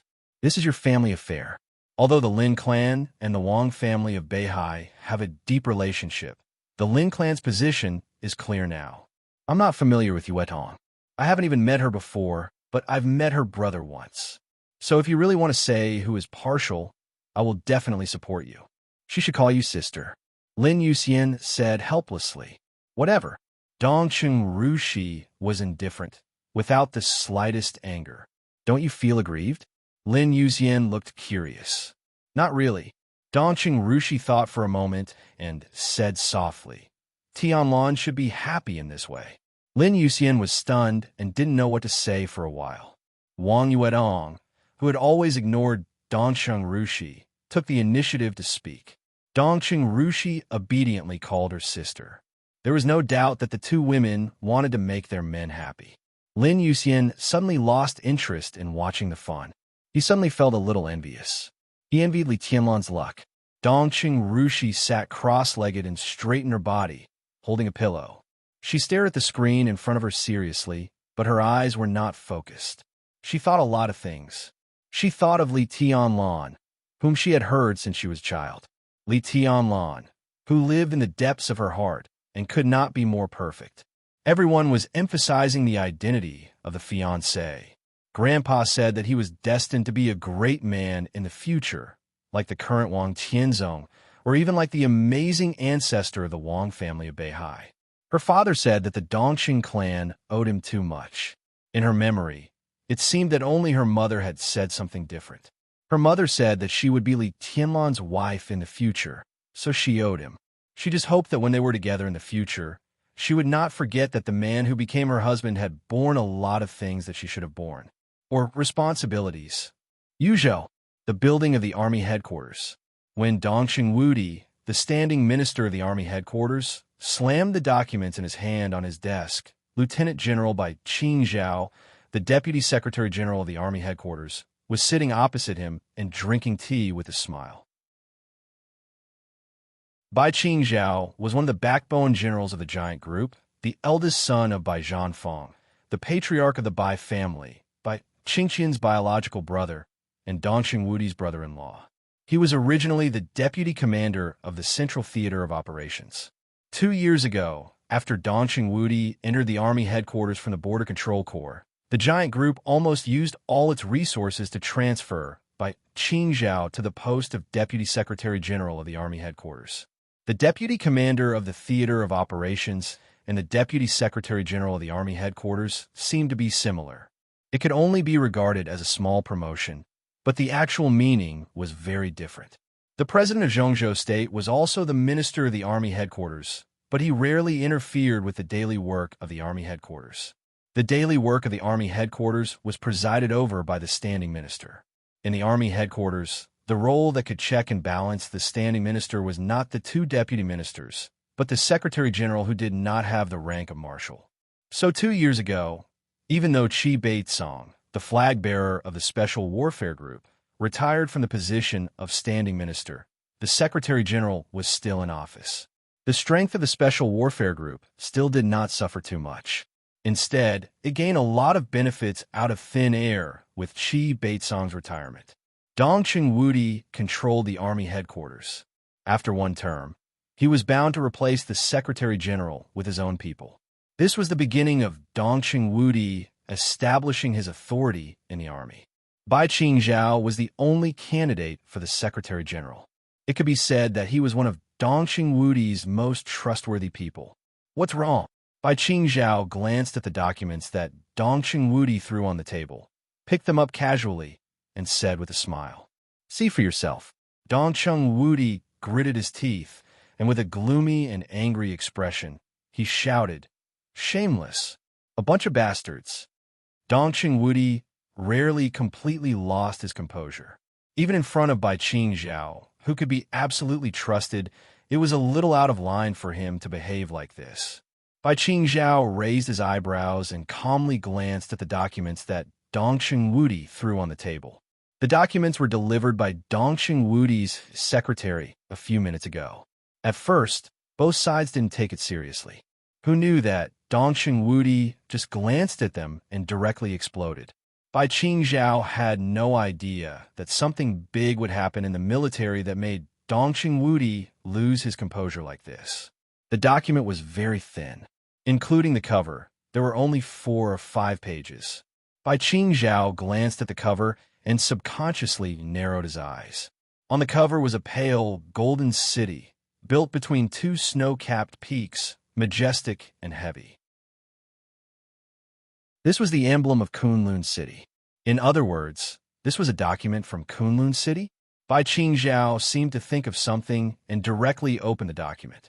He glanced at it in a hurry, and his expression suddenly changed. The content of the document was not complicated, and it could even be said to be clear at a glance. It was about the maneuver of the Sky Academy and the Deep Sea Academy at the end of the month.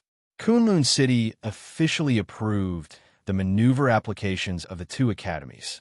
At the same time, it verified the maneuver rules of the 2 academies and the sequence of the maneuver.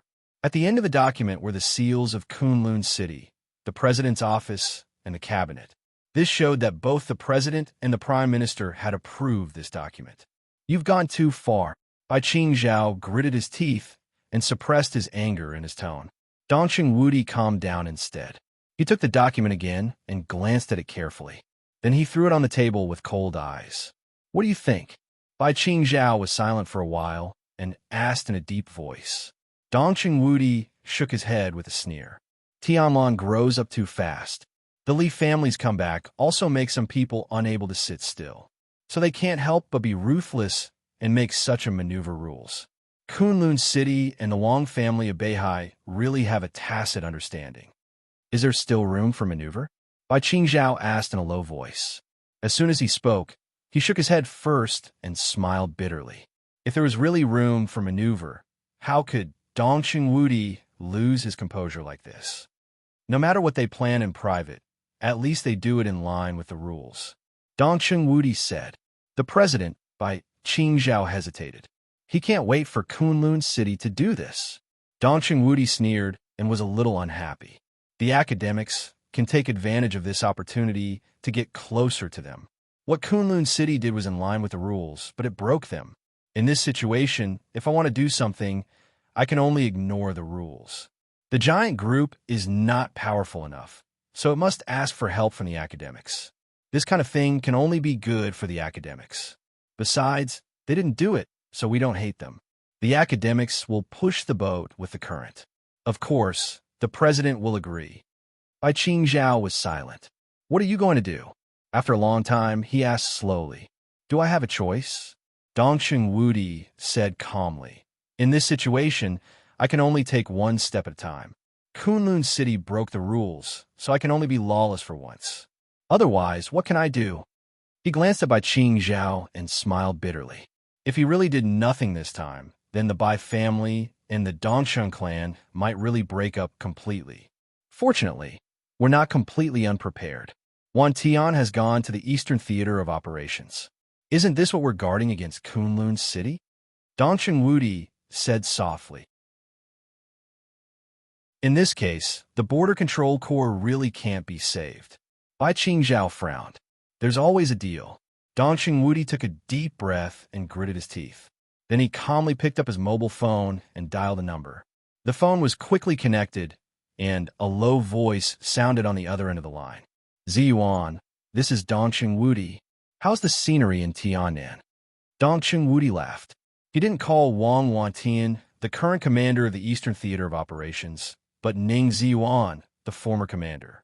The Dongsheng clan had prepared for all of this long before the Yuzhou conference began. Ning Ziyuan was transferred to Tiannan. Wang Wantian was transferred to the Eastern Theater of Operations. It was all part of the preparation. So now Dongsheng Wudi was angry, but he didn't panic. The so-called game, no matter how complicated it was nothing more than dealing with every move. Chapter 351. Second update. The night rain was still falling. When Li Tianlan opened his eyes, the study was dark and quiet. The rain outside hit the glass messily, and the sound was particularly clear. He stood up and moved his body. He poured himself a glass of warm water and drank it. He suddenly became energetic. The phone on the desk seemed to have been touched. Li Tianlan opened the phone and looked at it. There were no text messages or missed calls. He shook his head hard, lit a cigarette, and opened the window casually. The rain was getting heavier. The rain fell on the lake, and the ripples on the lake continued to spread in the night. The treetops swayed gently in the wind. The light in the courtyard of East Emperor Palace was hazy, with dense water vapor. It was obviously a brilliant summer, but the scene was a little bleak and lonely. Li Tianlan looked at the rain outside the window quietly, and the light in his eyes became more and more calm. Today, his martial arts had reached the basic level, and he stood at the peak that he had never reached under normal conditions. But the peak was not perfect. This imperfection was not because he advanced too fast, nor because his body was too fragile, but because his strength and were out of balance. In 3 years, he went all the way to the north, through mountains, rivers, seas, polar glaciers, grasslands, deserts, wind, frost, rain, and snow. He almost never stopped. His martial arts was like his road to the north, which was walked step by step in silence. It was extremely solid and stable, and the accumulated sword intent was absolutely pure. His body could bear such difficult training, but his will could not bear the wind, frost, and loneliness of these 3 years. Now, even if he returned to Huading from the polar region, it was difficult for him to make up for his essence, qi, and spirit in a short time. The imbalance between will and strength meant that he had strength, but not enough concentration. Without a will as firm as steel, it was difficult for his sword intent to reach the real purity and peak. The only way Li Tianlan could think of now was to sleep. Only with sufficient and comfortable rest could he gradually adjust his spirit, qi, and spirit back to normal. Li Tianlan looked out of the window, and for a moment his mind was wandering. His essence, qi, and spirit were damaged, but he did not need to worry about recovery because of his previous foundation. So at this moment, he thought more of the year in the desert. That year, he fell from a high place to a low valley. He abandoned his cultivation of the thunder-shocking realm and started over again. That year, he had crawled in the dark, narrow, and silent labyrinth below the desert prison, where he could only hear his own heartbeat. He had experienced countless times of despair, depression, fear, and madness. Only then did he develop an absolute will that was comparable to the heavenly king heart. Without the experiences of that year, with his original willpower, it would have been impossible for him to have survived those 3 years of destruction. Everything seemed like a coincidence, but it also seemed like an inevitability. He remembered the first words the two metaphysical grandmasters said to him when he first met Xian Xuanzi and Great Master Wu Wei. Trust in heaven's will. The mandate of heaven was right before their eyes. Even if they did not believe it, they could not disrespect it. The door of the study was gently pushed open from the outside. Wang Yuedong came in and looked at Li Tianlan, who was smoking silently. She said softly, "You're awake?" Li Tianlan nodded and said, "I am hungry. The food Rushi and I cooked may not be as good as Senior Yu's. Would you like to try it?" Wang Yuetong said with a smile. Her voice was soft, and her eyes were enchanting. After turning from a girl to a woman, the little princess of the Wang family of Beihai was not stingy with her charm in front of Li Tianlan. She really wanted to quietly bloom beside Li Tianlan for a lifetime. "You and Rushi?" Li Tianlan threw the cigarette, but out of the window with a strange look in his eyes. "I made a deal with her." Wang Yuetong nodded and said, "She will call me sister in the future." Li Tianlan suddenly had nothing to say.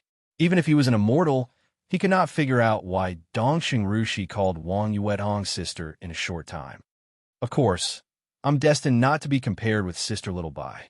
Even if Dongcheng Rushi calls me sister, she won't like me in her heart, and I won't like her either. But we will inevitably meet in the future. We will be by your side in the future. We can't pretend not to know each other for the rest of our lives. That would be too embarrassing." Wang Yuetong came over and hugged Li Tianlan, leaning in his arms and whispering, "In the future?" Li Tianlan said subconsciously and gently stroked her short hair with his palm. "Yes, in the future." Wang Yuetong nodded and said in a firm tone, "Tianlan, I'll resign. I'll stay by your side from now on." Li Tianlan paused for a while and then said, "Okay." Wang Yuetong laughed in his arms. She rubbed against Li Tianlan and whispered, "When you were sleeping, my dad called me. He wanted me to go home." "What did you say?" Li Tianlan was silent for a while and then asked slowly. "I said I won't go back." Wang Yuetong was in a daze. Thinking about the phone call, she said in a complicated tone, "So my dad asked me to go home." Li Tianlan held Wang Yuetong tightly and did not speak. "Go home. Go home." It seemed to have similar meanings, but the meaning was completely different.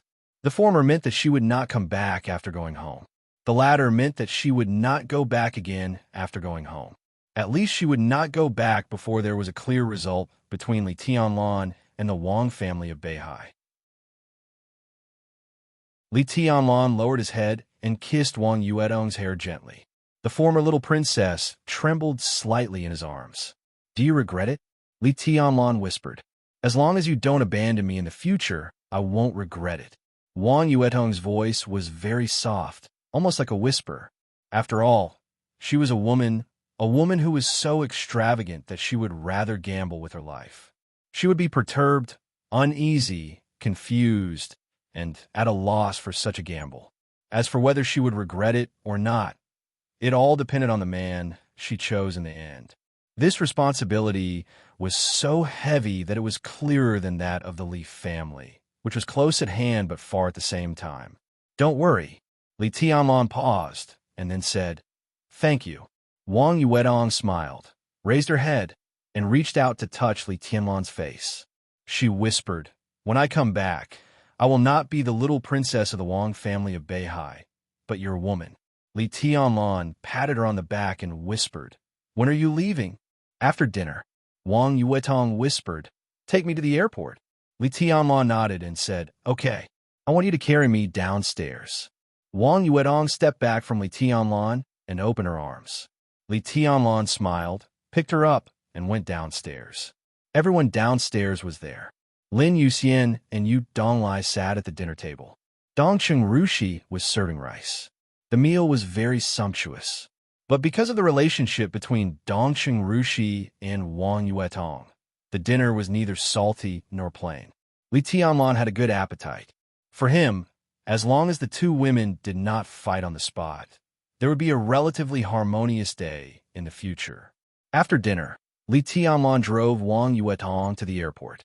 Wang Yuetong booked a ticket on the way and changed her boarding pass at the airport. Li Tianlan watched Wang Yuetong pass the security check. Wang Yuetong did not say much from beginning to end. She just hugged Li Tianlan hard before leaving and whispered, "Wait for me to come back." Her figure passed the security check and gradually disappeared at the end of the passage. Li Tianlan pulled his collar and turned to leave the airport. When the black Audi left along the road, a group of dignified and calm Mercedes-Benz cars slowly entered the airport and passed by Li Tianlan. The night rain was getting heavier and heavier, and the thunder was looming high in the sky. In the airport near midnight, two middle-aged men walked out of the airport steadily with a beautiful girl. 6 Mercedes-Benz cars were parked on the road outside the airport.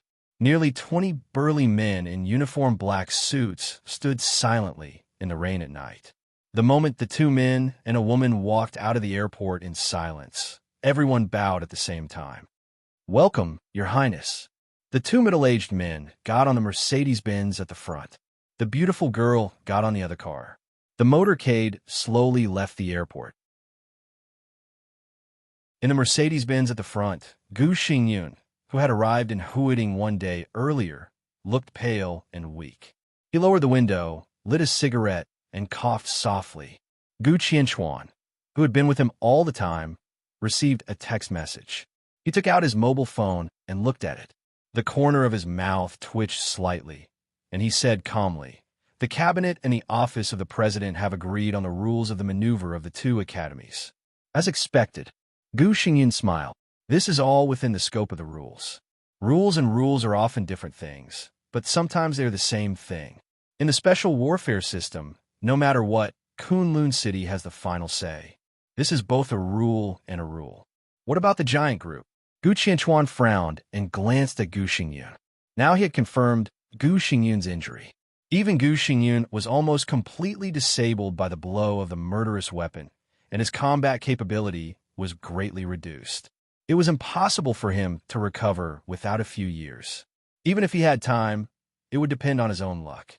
If the maneuver of the 2 academies had not been too important and related to the face of Kunlun City, Gu Xingyun would not have come in person. Now the power of Kunlun City was really in the hands of Gu Qianchuan, and the relationship between him and Gu Xingyun seemed to have eased a lot. The maneuver of the 2 academies is a big event. No one can destroy it. Otherwise, it is really breaking and trampling on the rules. What else can Dongqing Wudi do unless he wants to commit political suicide? Gu Xingyun coughed and said in a flat tone, "I'm afraid that there will be an accident." Gu Qianchuan said calmly, "How can a madman of the Dongchang clan be rational when he is crazy?"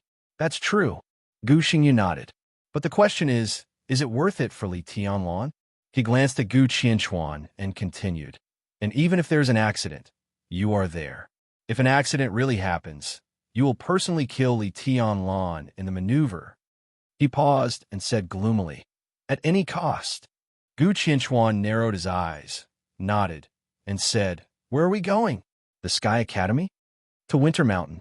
Gu Xingyun shook his head. "I have an appointment with an expert.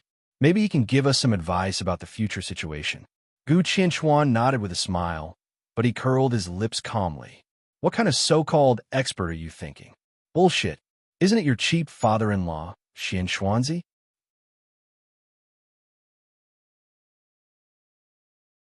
Chapter 352. When it was almost dawn, it finally turned into heavy rain after a whole day. The rolling thunder roared wantonly in the sky. It was windy and hooting. The rain became heavier and heavier, and finally became a rainstorm that was extremely rare in Huiding. The rainstorm engulfed the whole city. In the dim lights, the crazy rain seemed to be the only sound in the whole city. In the pouring rain, a white-haired Xian Xuanzi, wearing a light blue Taoist robe, holding a horsetail whisk in one hand and an umbrella in the other, walked quietly on the road to the top of Mount Dong. Mount Dong was known as the back garden of the whole Huiding. There were many mansions and scenic spots, so the road was extremely smooth. However, it was a rainy day and it was late at night. The smooth mountain road was still slippery. Xian Xuanzi walked very slowly, but his footsteps were extremely firm. It was raining heavily. In a blue Taoist robe and a black umbrella, he walked alone in the dark night because of the heavy rain. His figure was like an inconspicuous black spot. There were many mansions on Mount Dong. However, Xian Xuanzi did not go to any mansion, but went straight to the top of the mountain. The mountain road looked more and more serene in the heavy rain. The top of the mountain looked distant and cold. Xian Xuanzi walked forward unhurriedly. He did not walk fast, but his pace was the same and never slowed down. The top of the mountain lit up with a vague and hazy light in the heavy rain. The light illuminated a small, ancient, and solemn building. Xian Xuanzi's calm face looked a little weird in the night. He knew what the building was illuminated by the light. The building, with a history of hundreds of years, could be regarded as the holy land of the southeast coast for some people with faith. Xian Xuanzi also had faith, but he believed in the three pure ones. In the top of the mountain, it was a church, the most famous Zhongshan Cathedral on the top of Mount Dong. The place illuminated by the light was the destination of Xian Xuanzi's trip. Xian Xuanzi walked closer and closer. The light swayed in the wind and rain, illuminating the bell tower of the church in the heavy rain. Xian Xuanzi stood calmly in front of the church. The European-style church, the sage-like Taoist priest, the black umbrella in the rain, and the light on the bell tower. The rain poured down, and the wind blew past. In the darkness of the night, this scene looked strange, yet harmonious. Xian Xuanzi took a deep breath, pushed open the half-closed door, and walked in. He put the black umbrella at the door casually, and the water stains soaked the ground that had not been hit by the rain. The space inside the bell tower was very small. The cross was placed in the center of the bell tower. The lights in the bell tower were on, illuminating everything inside. Xian Xuanzi entered the church and the bell tower. The white horsetail whisk hung in his hands, and his Taoist robe was neat and tidy. As he stood in the bell tower, the atmosphere became increasingly strange. But what was even stranger was that there wasn't a Taoist priest in this Catholic church. In front of the cross, there was even a monk dressed in a monk's robe. Bald head, Buddhist beads, monk robes, all these were even more conspicuous than Xian Xuanzi's outfit. The two of them stared at each other across the cross. The scene was incongruous to the extreme. It's been 3 years, but the Heavenly King's demeanor is still the same as before. Congratulations. The monk looked at Xian Xuanzi with a meaningful smile, without the tranquility and peace of a monk. Xian Xuanzi suddenly raised his eyebrows. Heavenly King. That was how Xian Xuanzi addressed him, not as a Taoist priest. In terms of seniority, he was of the same generation as Xian Xuanzi's master. In this situation, although Buddhism and Taoism were different, Xian Xuanzi deserved to be called martial uncle. But Xian Xuanzi called him Heavenly King. He was indeed a Heavenly King now, the 13th Heavenly King of Samsara Palace that few people knew. Your master and I are of the same generation.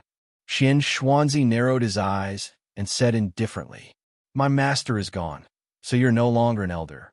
Is it wrong for me to call you Heavenly King? The monk's eyes were sharp, with clear aggression. Yes. Xian Xuanzi was silent for a while, before he said calmly, Are you Ruzhin or Rui?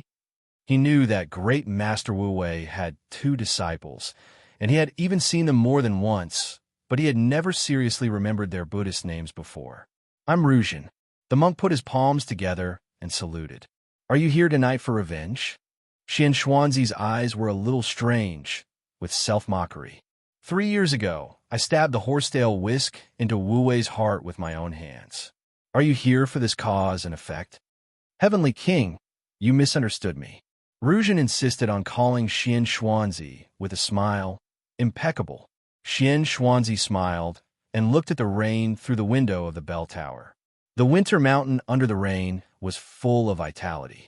He narrowed his eyes and said softly, How do you know my contact information? I can contact the military counselor. Ruzhin said lightly, You are now the Heavenly King of Samsara. I can contact the military counselor, so I can find you. Xian Xuanzi said casually, Who is the military counselor? Ruzhin was silent as expected and reasonable. Xian Xuanzi said coldly, "Since you don't believe me, why do you come to me? Heavenly King owes my Qingyun temple a cause and effect." Ruzhin's tone also became cold.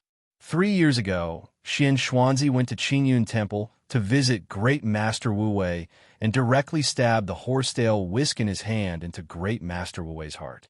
Great Master Wu Wei died to fulfill Li Tianlan's wish. But Xian Xuanzi's original actions could be regarded as the cause of a series of events. In the end, you just want revenge, don't you? Xian Xuanzi laughed sarcastically. If you want revenge, you can't live until now. Ruzhin said unceremoniously, "I'm looking for you today just to ask you to return a cause and effect to Qingyun Temple. Just say it." Xian Xuanzi said expressionlessly. Ruzhin hesitated and said calmly, "Heavenly King, please extend a person's life." "Who?" Xian Xuanzi asked. "Qin Weibai, my little junior sister, your current boss." Ruzhin told the truth. "She will die?" Xian Xuanzi suddenly raised his voice.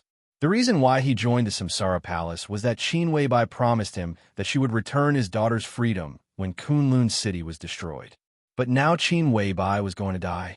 Xian Xuanzi suddenly felt a little angry. He didn't know what he was angry about. "If you're willing to help, she won't die," Ruzhin said calmly. Xian Xuanzi was so angry that he laughed. He snorted heavily and said in a gloomy tone, "I can't even see her destiny. Extend her life? How? Will you teach me?" Ruzhin was silent. Facing Xian Xuanzi's cold eyes, he slowly took out a Buddha bead. "This bead is called Death Substitution," Ruzhin said calmly. "With it, Heavenly King can help." Death Substitution. In lineage, Ruzhin also gave Qin Weibai a Buddha bead and told her that it was called Death Substitution. But there was no doubt that this one was the real Death Substitution bead. And the one he gave Qin Weibai was called Mortal Fate. Ruzhin didn't even need to speculate anything. He could be completely sure that at this time, the Mortal Fate was already with Li Tianlan. Qin Weibai thought that it was a chance to die for her. With how much she cherished and valued Li Tianlan, how could she be willing to use such a precious opportunity herself? She must give it to Li Tianlan. Only with Li Tianlan could Qin Weibai's mortal fate not be destroyed. In this way, he could extend Qin Weibai's life with a real death substitution bead. That was possible.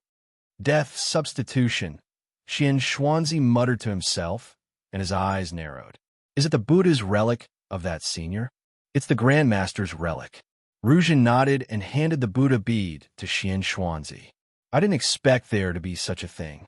Xian Xuanzi sighed with some disbelief, and then said with some doubt, "If there was this thing, Wu Wei wouldn't have died at all.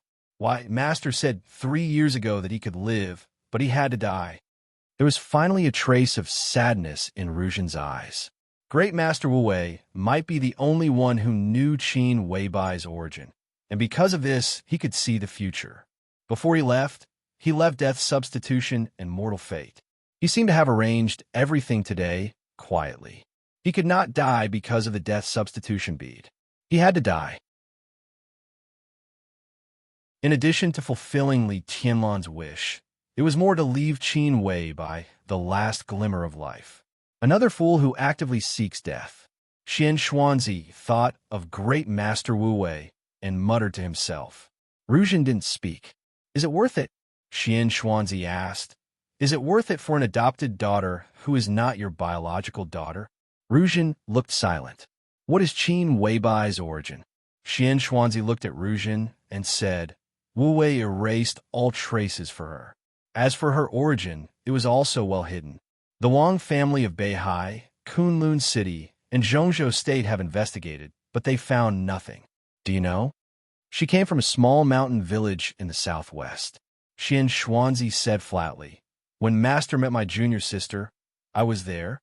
That year, there was a blizzard in the southwest, and junior sister was lying in the snow. She looked to be about 6 or 7 years old, and her body was covered in blood. Both her internal and external injuries were fatal, but she was very conscious. When we discovered her, she also discovered us. He paused and said strangely, she just looked at her. You couldn't imagine her injuries at that time. Her internal organs were all severely damaged, and it was as if someone had crushed her bones and torn her muscles. It was as if the person who wanted to kill her wanted to torture her in the cruelest way possible, and then casually threw her into the snow to freeze her to death. But she didn't have any fear or pain in that kind of injury and situation. When we found her, she just looked at us calmly, and it could even be said that she was examining us. He shook his head in disbelief.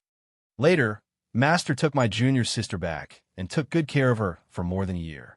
Then she slowly got better. But you still tell me that she came from a small mountain village in the southwest. Qian Xuanzi asked. We did pick up my junior sister in a mountainous area in the southwest. I don't know her origin. Only Master and my junior sister know it. Ruzhin shook his head and said, but it doesn't matter. You don't need to know this to prolong her life. Prolong her life? Qian Xuanzi's tone was complicated. What if I don't agree? Ruzhin didn't answer this question, but said calmly, this place is very important in the intelligence of Samsara Palace.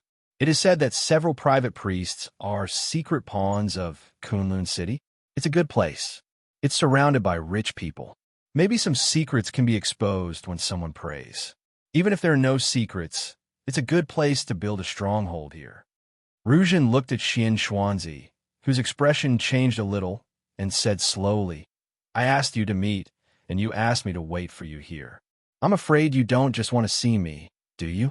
I heard that Gu Xingyun came to Huoding with his daughter and Gu Qianchuan. Qian Xuanzi's face was completely gloomy. I won't do anything. If you don't agree, I won't leave. It's you who will have a hard time, and it has nothing to do with me.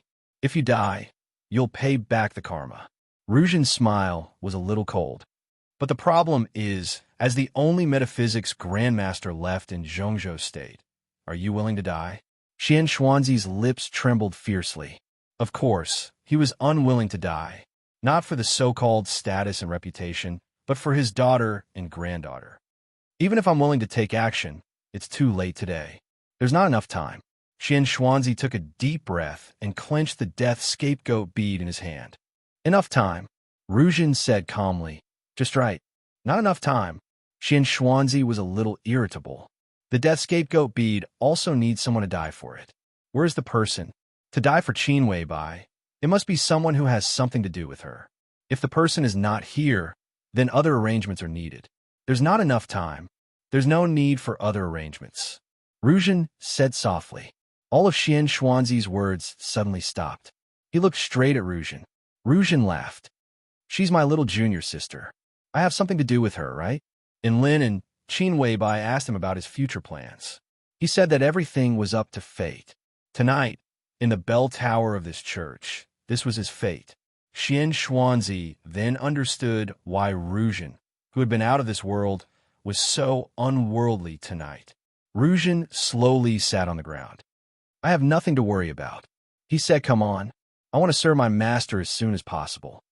The storm outside the bell tower did not stop at all. A fire lit up in the bell tower. The fire flickered and flickered, flickering. Time passed slowly.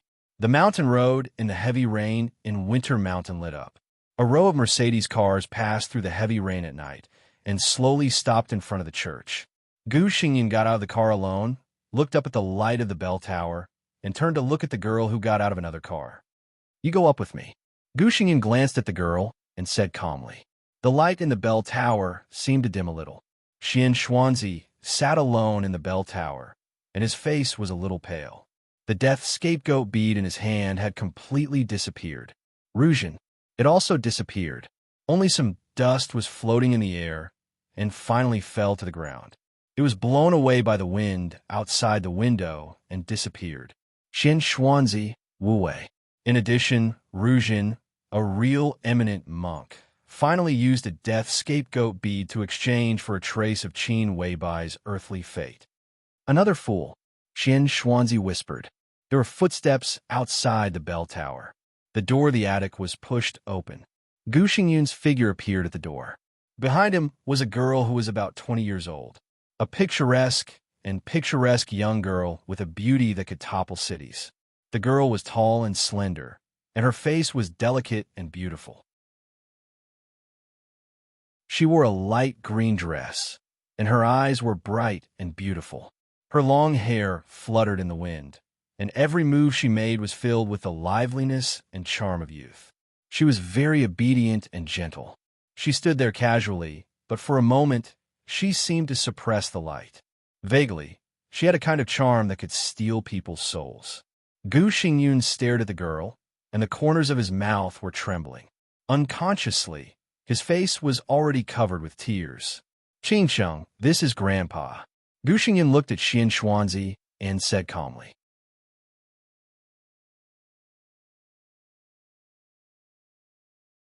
Chapter 353.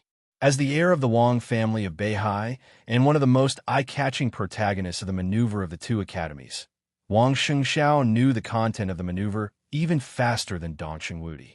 The special warfare system and the dark world had always been absolutely fair and absolutely unfair. In this field where strength was respected and all rules were primitive and rough, absolute privileges also had the capital to be more unimpeded and even unscrupulous than in other fields. What Wang Shengxiao got was not an official document, but a temporarily printed fax. The pale gold city representing the emblem of Kunlun City on the fax was still clear, looking majestic and solemn. The frenzied torrential rain pounded the whole city.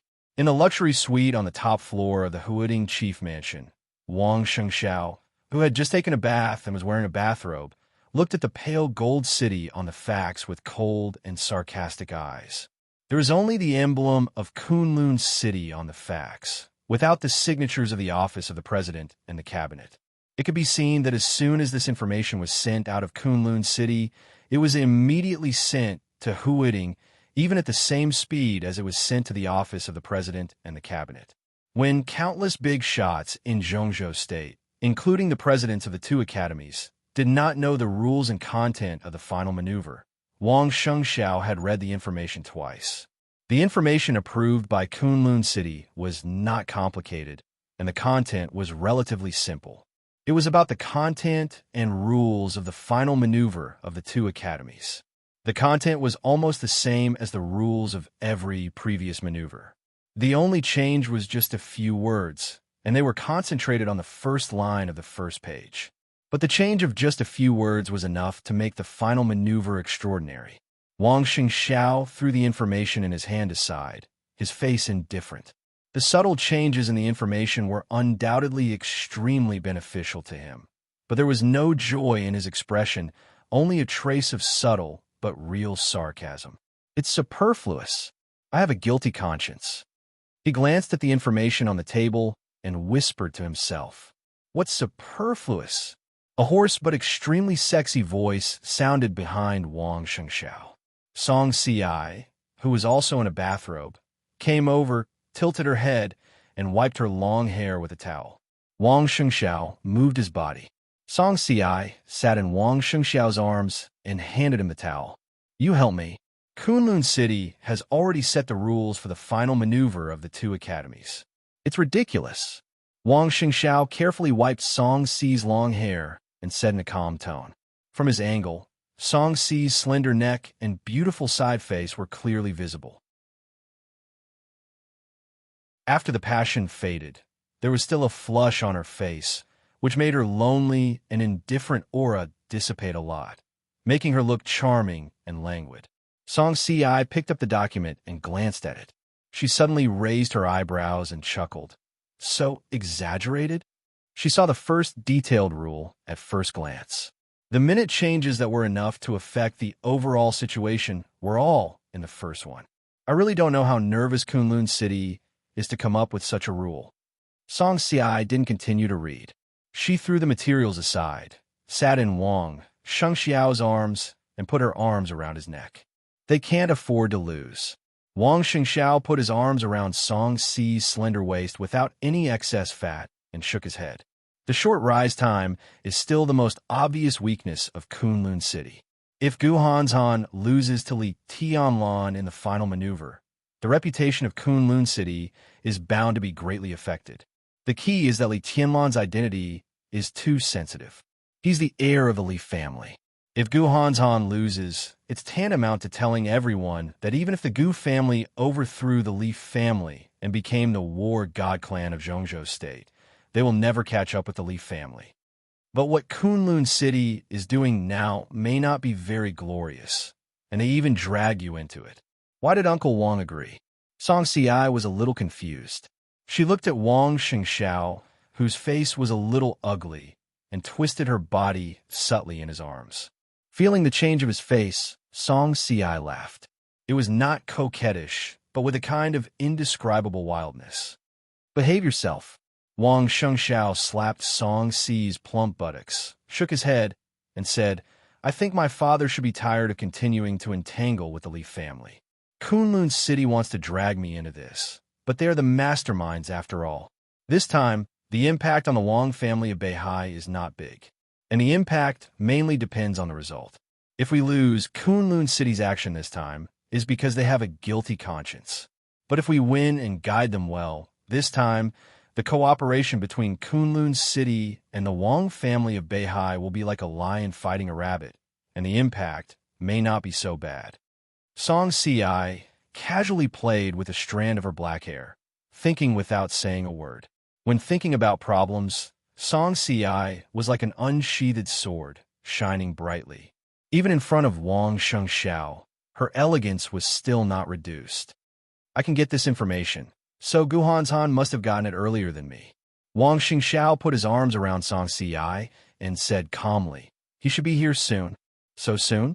Song Si was a little surprised. Kunlun City is so nervous, so Gu Hanzhan must be more nervous. What's the rainstorm outside the window? If we can nail Li Tianlan this time, even if it's a knife outside, he will come here as soon as possible. Wang Xingxiao said in a sarcastic tone. Song Si looked at Wang Xingxiao. She sensed his emotions. You don't like this rule? Song Si asked. I just don't think it's necessary. Wang Xingxiao shook his head. It's superfluous. Gu Hanzhan doesn't deserve to join hands with me. This sentence, Wang Xingxiao said straightforwardly. His face was calm, but his eyebrows were full of loftiness. Song Si looked at Wang Xingxiao quietly, her eyes soft and a little surprised. Before Li Tianlan appeared, Gu Hanzhan was the only one of the younger generation who could be compared with Wang Xingxiao. The wind and thunder veins and the heavenly king heart had their own advantages and disadvantages. Song Si never thought that Wang Xingxiao would look down on Gu Hanzhan so much. What do you think of Gu Hanzhan? Song Si asked softly. The Gu family's heritage is actually not shallow, but its foundation is not deep. Its inheritance is top-notch, but slightly mediocre. Gu Hanzhan is too obsessed and narrow-minded. He has the heavenly king heart, but it's difficult for him to exert his potential. He's far inferior to me. Wang Xingxiao said without thinking.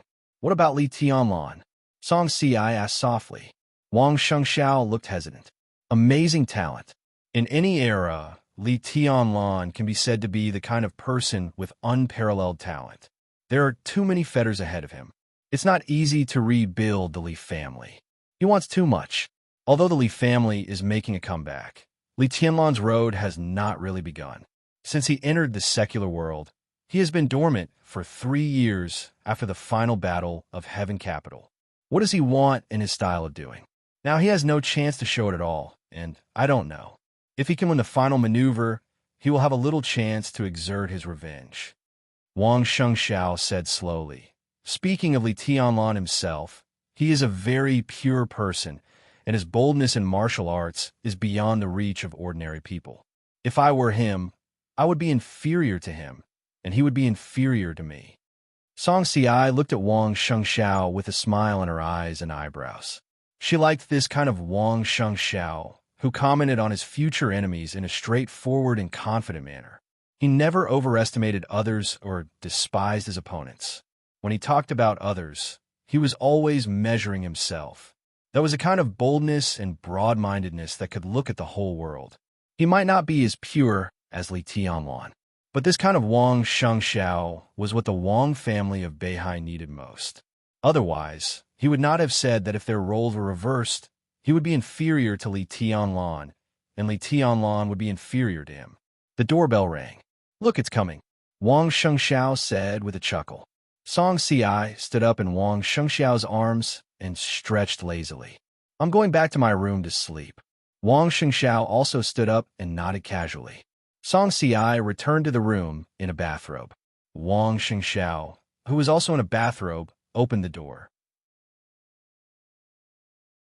Guhan's Han, the young master of Kunlun City, stood outside with a light smile. "Compared to my disturbance tonight, I think the news we just received is the most important." "Of course." Wang Shengxiao laughed. Facing Guhan's Han, he was no longer as unhappy as when he had just received the news. "This is a good thing," he said with an extremely sincere expression. Guhan's Han also held a piece of information that was exactly the same as Wang Shengxiao's. When he heard Wang Shengxiao's statement, he seemed to be slightly relieved. He walked in the suite, sat on the luxurious sofa in the living room, and went straight to the point. "So let's join hands?" "I totally agree." Wang Shengxiao smiled, but he sighed softly in his heart. In fact, putting aside the past of the Wang family of Beihai and the Li family, he did not have a bad impression of Li Tianlan. If it were Li Tianlan sitting here tonight, he might be happier. But in Jianghu, who could do whatever he wanted? It was all involuntary. I've watched many videos of Li Tianlan's moves. Jiang Shangyu and I have analyzed it and finally come to a conclusion. Guhan's Han sat on the sofa and said in a calm tone. Wang Shengxiao listened attentively. "The swordsmanship of the Li family is broad and profound, and the 24 moves of sword are all-encompassing. So, in our current realm, we can hardly see any weakness in Li Tianlan's sword intent." Guhan's Han said slowly, "Li Tianlan's weakness is his body. After the Battle of Heaven Capital, he started from scratch. In 3 years, he has today's combat capability. Not to mention whether his realm is stable or not. At least his body can't bear his progress. So, if I'm right, Li Tianlan's wind and thunder veins should not exist. His current sword intent is extremely fierce and pure, but it's too hard and easy to break. His attack is powerful, but his defense must be extremely weak, even beyond imagination. This is Li Tianlan's weakness, the most fatal weakness." Wang Shengxiao nodded thoughtfully, but he did not speak. Guhan's Han waited for a long time and finally couldn't help but ask, "What do you think?" "I agree with your speculation," Wang Shengxiao said calmly. "In terms of sword intent, I'm not as good as him, but in terms of physical strength, he's not as good as me." He pointed to the information brought by Guhan's Han and said with a chuckle, "So in this final maneuver, he won't have any chance." Guhan's Han also laughed, carefree and wantonly. When Guhan's Han arrived at the chief mansion and conspired with Wang Shengxiao. In the East Emperor Palace, Li Tianlan, who was about to rest with Dongsheng Rushi, also received a call from Zhuang Huayang, the dean of the Sky Academy. "Tianlan, are you asleep?" On the phone, Zhuang Huayang's voice was a little drowsy, as if he had just woken up from a dream. "I'm about to sleep."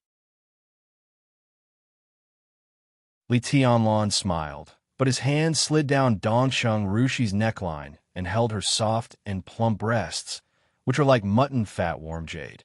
Dongsheng Rushi's little face was red. She leaned against Li Tianlan and pressed her head against his chest, her body trembling slightly. "I received a message here, but the specific documents haven't been sent yet. I think it's necessary to tell you."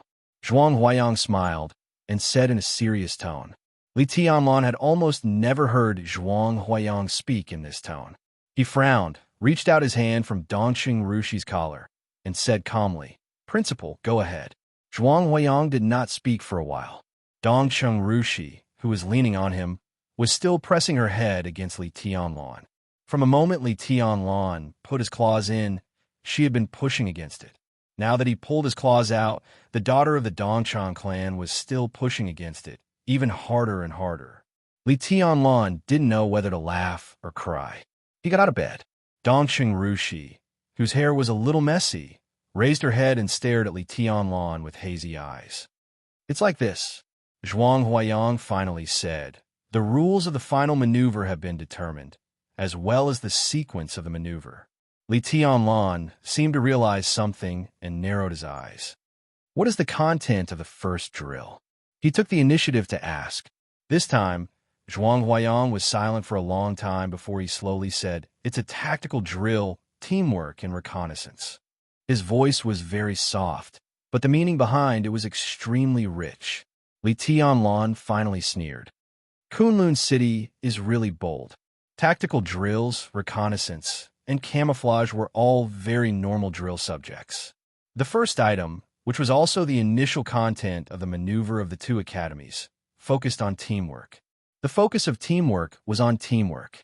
Teamwork was the finale of the final maneuver of the two academies in any session. It was extremely important. It was a collision of teams. Li Tianlan had almost no team now. When Li Beitian and the others were seriously injured, he only had Dongqing Rushi and Du Hanin by his side.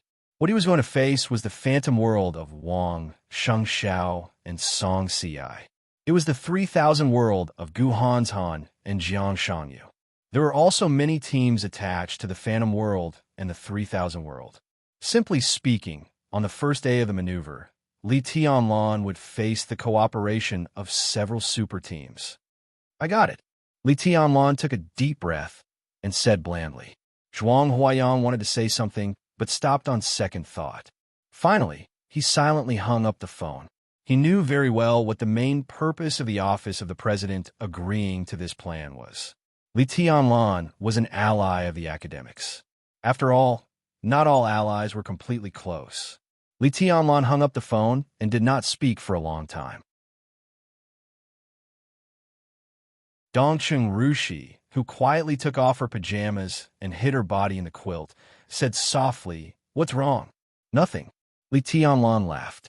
For the first time since he came back from the polar region, his eyes became so sharp and brilliant. "I just suddenly decided on one thing." "What?" Dongqing Rushi asked.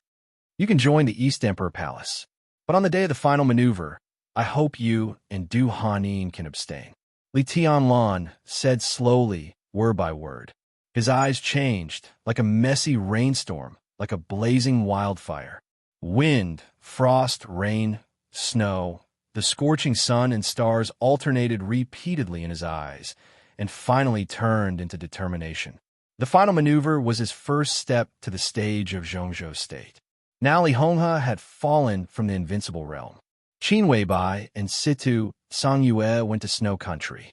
Outside the maneuver, the only one he could rely on was Lin Fengting. But in the maneuver, no matter what he had to face,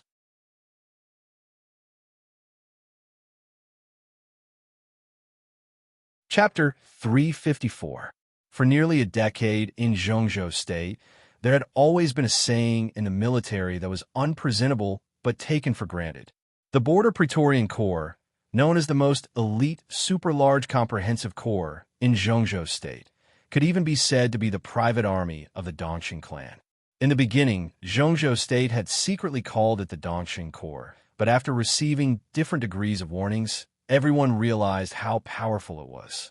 So the saying of the Dongqing Corps gradually disappeared and was replaced by another name, the God of Massacre Corps. This was tantamount to saying that the Border Control Corps was Dongqing Wudi's own corps. But after some meaningful and clear remarks were missing, this name was finally acquiesced by all parties. It was true, at least infinitely close. The Border Control Corps was known as the small military headquarters of Zhongzhou State. After the first commander, Li Guangtu, committed treason, the Border Control Corps naturally began to change from the original small-scale special warfare agency to a military force, and eventually formed a behemoth with a total number of nearly 600,000 troops today. There were 5 trump card armies in the Border Control Corps, namely Thunderbolt, Pegasus, Bloodbath, Wild Sand, and Black Dragon, which were stationed in Nanyun, 3 provinces in the east, Tibet, and Beijiang. They had great influence. In addition, there were 4 independent airborne divisions, 2 special investigation brigades, nearly 20 flying formations, 1 intelligence department, and 6 special warfare brigades. All the institutions were in order. With such strength, even in the whole dark world, it could be called a giant. This was also the capital for Dongxing Wudi to be domineering in Zhongzhou State. For the entire Border Control Corps, Dongxing Wudi, who was not in the invincible realm, was like a god, sacred and majestic. He was the spiritual symbol of the whole corps. The 4 commanders promoted by Dongxing Wudi, Wang Wantian of the Bloodbath Battalion, Shi Hanbing of the Wild Sand Battalion, Xiao Dongzhan of the Pegasus Battalion, and Cheng Huining of the Black Dragon Battalion, were the pillars of the Border Control Corps. The middle and high-level officers were the foundation of the pillar, and the elite soldiers were the cornerstone of the corps. This was an unbreakable and great whole. It was famous for 2 iron rules, which had now almost become the soul of the Border Control Corps. The first rule was that as long as the Border Control Corps could still fight, the officers must be at the forefront when charging without destroying their own formation.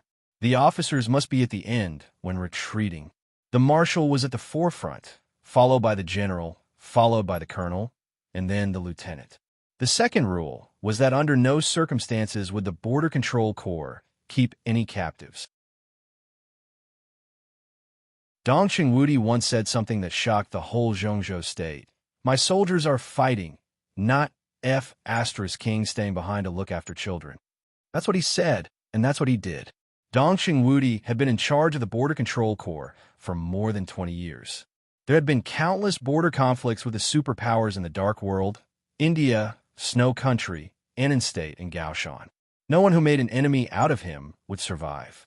Every time they charged, he, dressed in a marshal's uniform, would take the lead and be the last to retreat. With such a marshal, every time the Border Control Corps fought, hundreds of thousands of troops in the Border Control Corps would follow Dongxing Wudi's sword. For more than 20 years, he had forged the fiercest and strongest military soul in the entire Zhongzhou State with the name of God of Massacre. He was invincible and invincible for Zhongzhou State. For decades, Dongxing Wudi was definitely the best commander. A soldier who could make an army of 600,000 die for him. The word great was enough to describe it. Because of his greatness, Dongxing Wudi had a heavier responsibility. Heavier responsibility meant more weighing and thinking. Therefore, Dongxing Wudi was under a lot of pressure, as heavy as a mountain. A few hours had passed since the call with Ning Ziyuan, and Dongxing Wudi still hadn't left the building of the army headquarters. The night in Yuzhou was quiet and solemn. He pushed open the window of the office, and the sultry wind blew in, sweeping away a lot of pungent smoke. Dongxing Wudi squinted at the night sky and remained silent. Bai Qingzhao, the Deputy Secretary General of the Army Headquarters, still stayed in the office, accompanying Dongxing Wudi in silence. "Minister, have you thought it through?" In the long silence, Bai Qingzhao suddenly asked. The office was very quiet, so his voice was hoarse, which even he found harsh. Dongxing Wudi's body seemed to shake. Bai Qingzhao was his brother-in-law. Even though he and Bai Qingxian had been in a Cold War for many years, they were still close friends. Most of the time, Bai Qingzhao would not call him by his title, but by his name. Now he called the minister.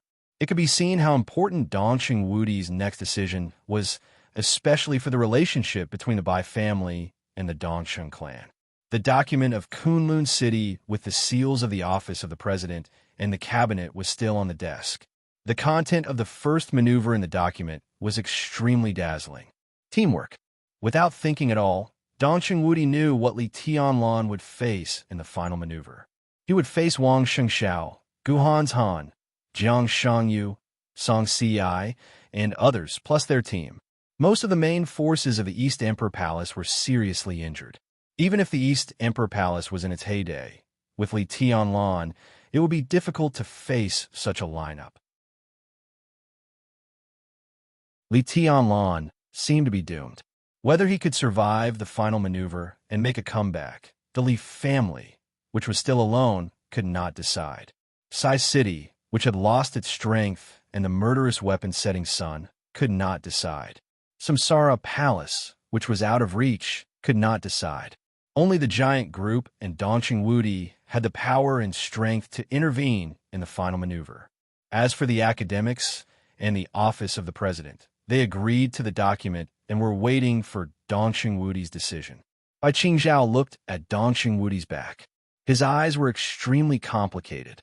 At the beginning of the month, his father, Bai Zhanfeng, and his sister, Bai Qingxian, went to Zhongyuan together. As one of the core members of the Bai family, Bai Qingzhao naturally knew the reason.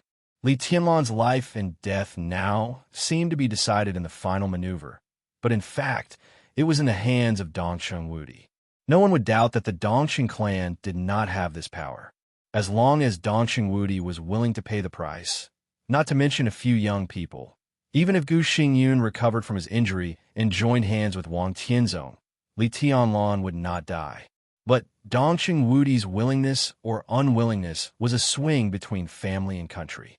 I'm still waiting for news from Ziyuan. Dong Xingwudi said slowly. Does it make sense? Bai Qingzhao said in a low voice. Ning Ziyuan has a deep foundation in the Eastern Theater of Operations, but if he leaves that position, it will be difficult for him to control this maneuver. He will make efforts, but his strength is definitely not enough to turn the tide. You know this. Dong Xingwudi smiled bitterly. Between family and country, he muttered to himself, and his smile was full of bitterness. Anyone who broke the rules would have to pay the price. Kunlun City changed the order of the final maneuver and increased the casualty rate. But all of this was within the scope of Kunlun City's power. That was within the scope permitted by the rules. If Dong Xingwudi wanted to intervene in the final maneuver, it was tantamount to breaking the rules, so he must pay the price. Just like Kunlun City and the Wang family of Beihai failed to attack Li Honghe and could only watch the Li family make a comeback, whether they were willing or not. Some things had to be done, and they had to bear the consequences. And the price Dong Xingwudi needed to pay could only come from the Border Control Corps. He was now the executive minister of the army headquarters of Zhongzhou State, and still the commander of the Border Control Corps. This part-time job must be given away, but giving up this position did not mean that the Dongxing clan was willing to give up the dominance of the Border Control Corps. With Dong Xingwudi's foundation and prestige in the Border Control Corps, in a short time, even if all the 4 commanders of the Border Control Corps were removed, the new commander could not quickly establish his own team. By the time the new commander established his authority, Dong Xingwudi had already established his own order in the military. The Wang family of Beihai was extremely enthusiastic about the position of the Border Control Corps. If the Dongxing clan made a deal with the Wang family of Beihai, under normal circumstances, it would not be a one-off deal at all. At least for a few years, it would involve many subtle balances and compromises. That was under normal circumstances. But if Dong Xingwudi risked universal condemnation and broke the rules, the price he had to pay might be the control of the entire Border Control Corps, or at least most of it. What he gave up was more than most of the control. There were also nearly 600,000 soldiers who worshipped him like a god. If the morale of the Border Control Corps was unstable, it would become a national affair. And from the bottom of his heart, Dong Xingwudi did not want to experience the guilt and entanglement of giving up nearly 600,000 troops. Give up? How could he? But if he didn't give up, would he watch Li Tianlan be besieged in the final maneuver? If Li Tianlan died in the final maneuver, not to mention what would happen to Kunlun City and the Wang family of Beihai, the relationship between him and Bai Qingxian would come to an end. At that time, the poor woman who had made Dong Xingwudi feel guilty for many years would definitely take revenge on the Dongxing clan at all costs. The Bai family and the Dongxiang clan parted ways, the giant group split, and the family was separated. This was a family affair. How could there be absolute fairness and justice between families and countries? Dong Xingwudi was lost in thought. This was a choice between family and country, and it was also the entanglement between the responsibility of a husband and the vocation of a soldier. If you had known this, why did you do it? Bai Qingzhao suddenly said. Her tone was light, without sarcasm, anger, or any emotion, as if she were saying a fact similar to 1 + 1 = 2. He really didn't mean to mock the Dongxing clan. The Dongxing clan was not the only one who tried to change. That year, when all the plans started, Dongqing Hongwang and Dongqing Wudi were present. His father, Bai Zhanfeng, was present, and so was Bai Qingzhao himself. They were all in the game. It was just that this game of chess had been played for more than 20 years. For the Li family, it was just the beginning, but for them, it had already entered the end stage. From the middle stage to the end stage, the final maneuver was the key of the key. But all the people in the game did not expect that Dongqing Wudi, who was extremely determined because of his responsibility, would become so hesitant at this time because of his responsibility. It was not wrong to choose the Li family back then. Dongqing Wudi said calmly, "We chose the Li family because it was the best choice and the only choice. It was the same more than 20 years ago, and is still the same today more than 20 years later." Your decision? Bai Qingzhao didn't go to Dongqing Wudi to discuss right and wrong, but just asked with a poker face. Dongqing Wudi fell silent again. His expression kept changing. Under the light of the office, it was clear that he was in pain and entanglement.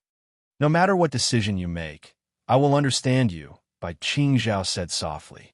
Bai Qingzhao said softly. These were words from the bottom of his heart, and he could understand. But it is limited to understanding. Understanding did not mean approval. Understanding was rational analysis after putting aside one standpoint. Acknowledging him was a rather callous choice from his own standpoint. If one did not agree, one would be an enemy. The Bai family made a choice back then. Today, they would make the same choice. There was no reason, just because of that year. "What do you suggest?" Dongqing Wudi suddenly asked. "Just abandon it," Bai Qingzhao said without hesitation. "It's easy for you to say. Just abandon the 600,000 troops?" Dongqing Wudi looked displeased. "I know it's not easy," Bai Qingzhao said softly. "But are you willing to give up Li Tianlan?" Dongqing Wudi was even more displeased. If he was willing, why should he be entangled now? He put Li Tianlan on the same level as the 600,000 troops, which showed that he cared about Li Tianlan. "Since you are unwilling, then abandon it." Bai Qingzhao stood up, threw a cigarette to Dongqing Wudi, and said softly, "Don't forget our original intention. At that time, you, me, and Uncle Zhou sought change. Our ultimate goal was to get rid of the loose alliance of the giant group. It was destined to be a process of giving up and gaining. Wudi, you have your 600,000 troops, and the Bai family and the Zhou family also have their own concerns and responsibilities. But if we can pick it up, we can put it down. When the change we want appears, we'll just take back what we put down." He patted Dongqing Wudi on the shoulder. "This is your second year.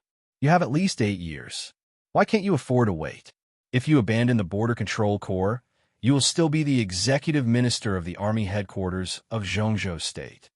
Dongqing Wudi's body shook violently, and he didn't speak for a long time.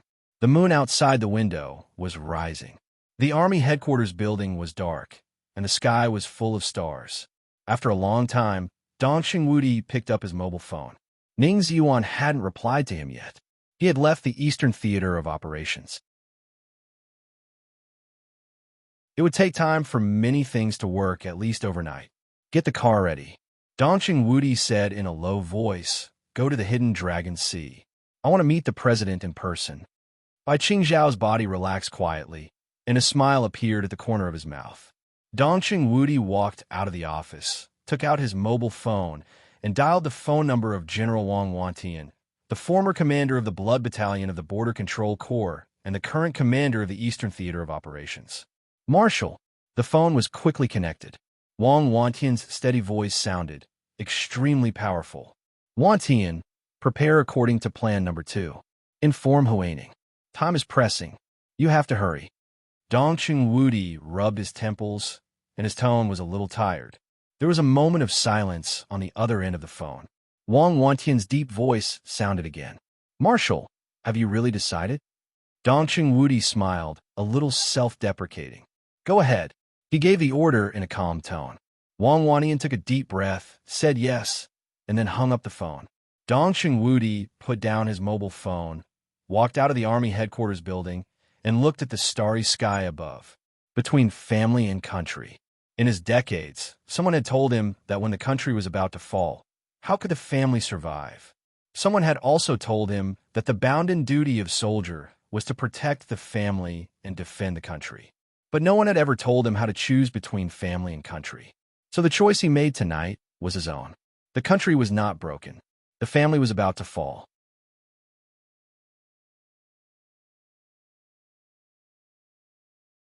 Chapter 355. There's a chapter called Between Families and Countries before this. It's very important. Don't miss it. If the order of the final maneuver of the two academies was adjusted to target Li Tianlan, then another change after the order adjustment made everyone smell the smell of blood. Strictly speaking, this was the only change. The order of the content of the maneuver was disrupted, but it was not too much or too little. It was not considered change. What Kunlun City changed this time was just a number.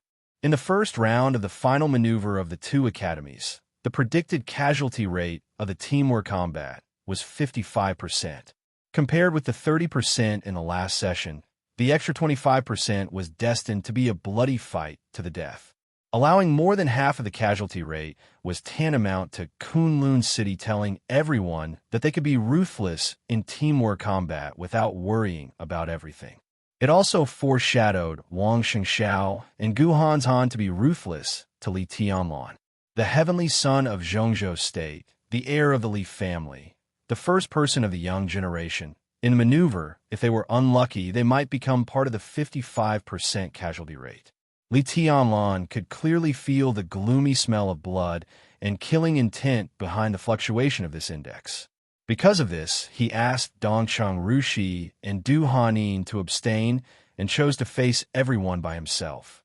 Li Tianlan and Dongcheng Rushi could no longer talk about implicating each other.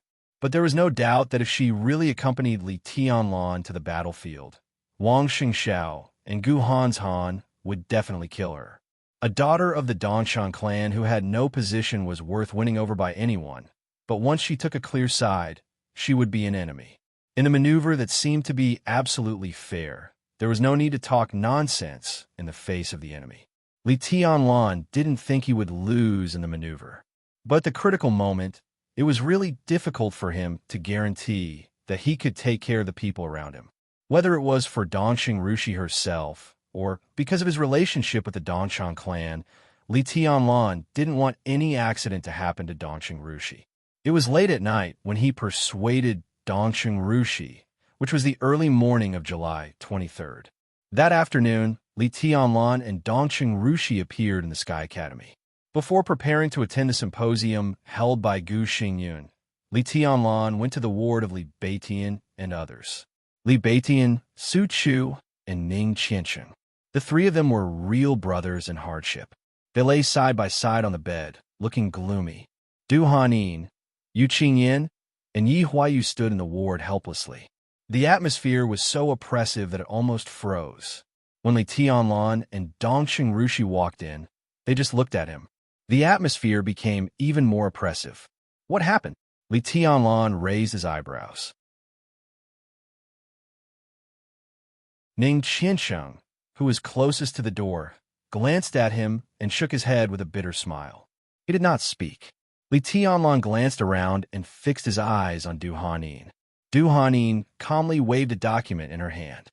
It was information about the contents of the maneuver. The symposium held by Gu Xingyun would officially begin in less than 2 hours. At noon, all the people who were eligible to be invited received this information. The corner of Li Tianlan's mouth moved, and he was about to speak. Damn, Li Beitian suddenly said, I'm participating in the team battle in the maneuver. Su Chu and Ning Qiancheng raised their eyebrows. Just when they were about to say that they would go regardless of the consequences, Li Tianlan interrupted them with a smile. It's useful for you to go with your current injury. At least you can get rid of a few cannon fodders. Then I'll drag you away and finally lose without knowing why. Is this the result you want? Li Beitian gritted his teeth. He should not have been so seriously injured in the battle with Gu Yulan. If it weren't for Gu Yunxia's sudden sneak attack, he would definitely be the real core combat force standing next to Li Tianlan today. The great void sword was unsheathed. He could not defeat Gu Hanzhan and Wang Xingxiao, but at least he could share a lot of pressure for Li Tianlan. No one is allowed to go. Li Tianlan said calmly. He glanced at Du Hanin and was silent for a while. Suddenly, he said, "You and Rushi will abstain in the afternoon." Dongqing Rushi held Li Tianlan's hand, and there was nothing unusual on her face. Today, she was wearing a pair of black shorts, a white t-shirt, and a cute bun hairstyle. Standing beside Li Tianlan, she was quiet like a blade of grass. Abstain? Du Hanin looked up in astonishment. Everyone's eyes were focused on Li Tianlan. Abstain? Li Tianlan nodded. Young governor, I'm not afraid of death. Du Hanin bit her lip and said in a determined tone. She joined Sai City 3 years ago in Heaven Capital and had been regarded as a member of Sai City for the past 3 years. During these 3 years, Du Hanin's realm had not made much progress, and she barely entered the Thundershocking realm. But her mutant wind vein was becoming mature. It didn't take time at all for her to be regarded as a capable assassin in Sai City. She had the wind vein, a mutant one at that. In the whole Sai City and even the whole Dark World, Tribulation, who was known as the King of Shadow and had dual wind veins, could be said to be her best teacher. Under the protection of Sai City, she blended herself perfectly into the shadow. In the darkness, she got her long-lost dignity. What about before? After her family was destroyed and before she entered Sai City, she was still sleeping with different men in the Sky Academy, just for a few pitiful credits.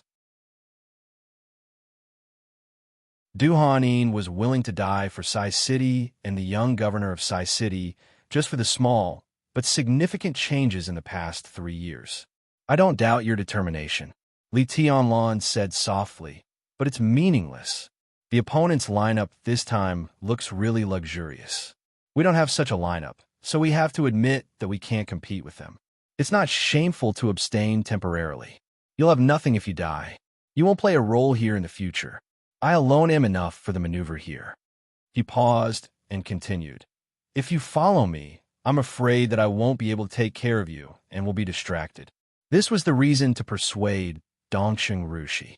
It would not be a problem to persuade the people of East Emperor Palace.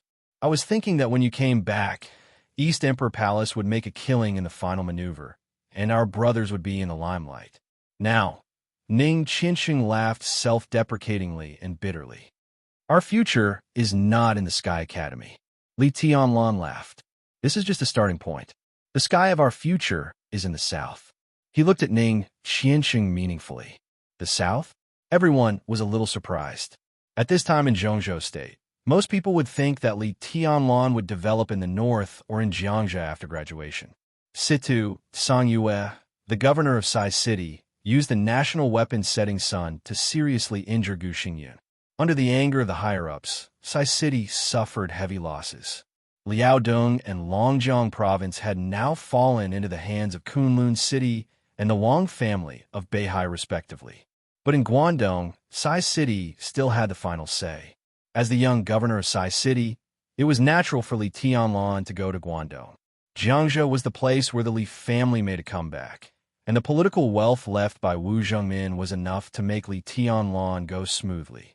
These two places were the most suitable for Li Tianlan. Who could imagine that he was going to the south? The south. Li Baiqian's eyes lit up quietly. Where? Tianan. Li Tianlan took a deep look at Li Baiqian and then at Ning Qianxing. Tianan was outside the territory of Zhongzhou State, within the sphere of influence of Zhongzhou State, and outside the constraints of rules. It was not until this moment, facing Li Baiqian and Ning Qianxing, that Li Tianlan clearly realized what it meant for him to go to Tianan. Many arrangements, intentionally or unintentionally, had been made a long time ago, and it was not until today that they showed their great value. In Tianan, the current commander of the Tianan Freedom Corps, which actually belonged to Zhongzhou State under the banner of the rebel army of Annan State, was Ning Ziyuan. He was Ning Qianxing's father. When East Emperor Palace went to Tianan, Ning Qianxing couldn't visibly play the role of Li Tianlan's spokesperson in Tianan. In Zhongzhou State, Tianan was located in the southwest. Some things in the special warfare system of Tianan would frequently connect with the Southwest Special Warfare Headquarters. who was the current minister of the Southwest Special Warfare Headquarters. It was Wei Kunlun, the Nirvana Swordmaster of Mount Shu. He was Li Baiyan's first senior brother. If Ning Qiansheng was Li Tianlan's spokesperson in Tiannan, Li Baiyan was the bridge between Tiannan and the special warfare system of Zhongzhou State. Between Tiannan and Zhongzhou State, the biggest force was the Blood Battalion of the Border Control Corps of Zhongzhou State. Wang Wantian, the commander of the Blood Battalion, was transferred to the Eastern Theater of Operations as the commander. But now, the core of the Dongsheng clan was still the commander of the Blood Battalion. Thunder God, Dongsheng Rushi's godfather. He was also the uncle who took Li Tianlan to the desert from a border. In a trance, there seemed to be a golden path in front of him. Until now, Li Tianlan vaguely had a feeling of sudden enlightenment. Ning Qiansheng, Li Baiyan, Dongsheng Rushi, Thunder God, Ning Zuan. They were like chess pieces scattered on a misty chessboard. All of them were vague and had no connection with each other. But now, with the placement of Li Tianlan, the biggest chess piece, the fog dissipated and everything became clear. Li Tianlan took a deep breath. He saw the chessboard of Tiannan with all the pieces placed. He also saw in Tiannan his way to get rid of the fate of being a chess piece and become a chess player. That was where the real beginning began. It's Tiannan, Li Tianlan muttered to himself. Tiannan. An old voice rang out at the door of the ward. Zhuang Huayang, the principal of the Sky Academy, came in accompanied by Qin Ku, the deputy director of the teaching office. He looked at Li Tianlan, who looked calm, with undisguised complexity and realization in his eyes. He was also a player in the game. So, like others, he saw Li Tianlan's future with a gloomy fog. But it was not until he heard Li Tianlan mention the word Tiannan that he suddenly realized what a wonderful move the hand that had pushed Li Tianlan behind the scenes had made in Tiannan. Tiannan. For Zhuang Huayang, it was like a thunder. Everything seemed so obvious. But Ning Zuan went to Tiannan because the Wang family of Beihai was siding with the same faction and fighting against a different faction. Thunder God of the Blood Battalion was the prelude to Dongsheng Wudi's trade with the Border Control Corps after Wang Wantian left. Mount Shu became the Southwest Special Warfare Headquarters, which was expected by the public and supported by the Prince Group. All the forces acted unintentionally, but in the end, they operated a situation that was like heaven for Li Tianlan. Zhuang Huayang did not believe that it was all unintentional. He would rather believe that there was a hand behind all this that had reached into the inside of the major groups and was carefully and quietly controlling the situation. This was truly unfathomable. He just did not know who this hand, who could be called a national master, was. Was it Li Honghe? Was it the Dongsheng clan? Or Qin Weibai? No matter who it was too late when the people in the game realized it. The Li family, a big dragon that had been trapped on the chessboard for more than 20 years, had been completely revived in silence. Zhuang Huayang sighed and shook his head, thinking of the call with the chief last night. Before that, he understood the chief's approach, but today, when he heard the words Tiannan, he realized that he had to remind the chief's means.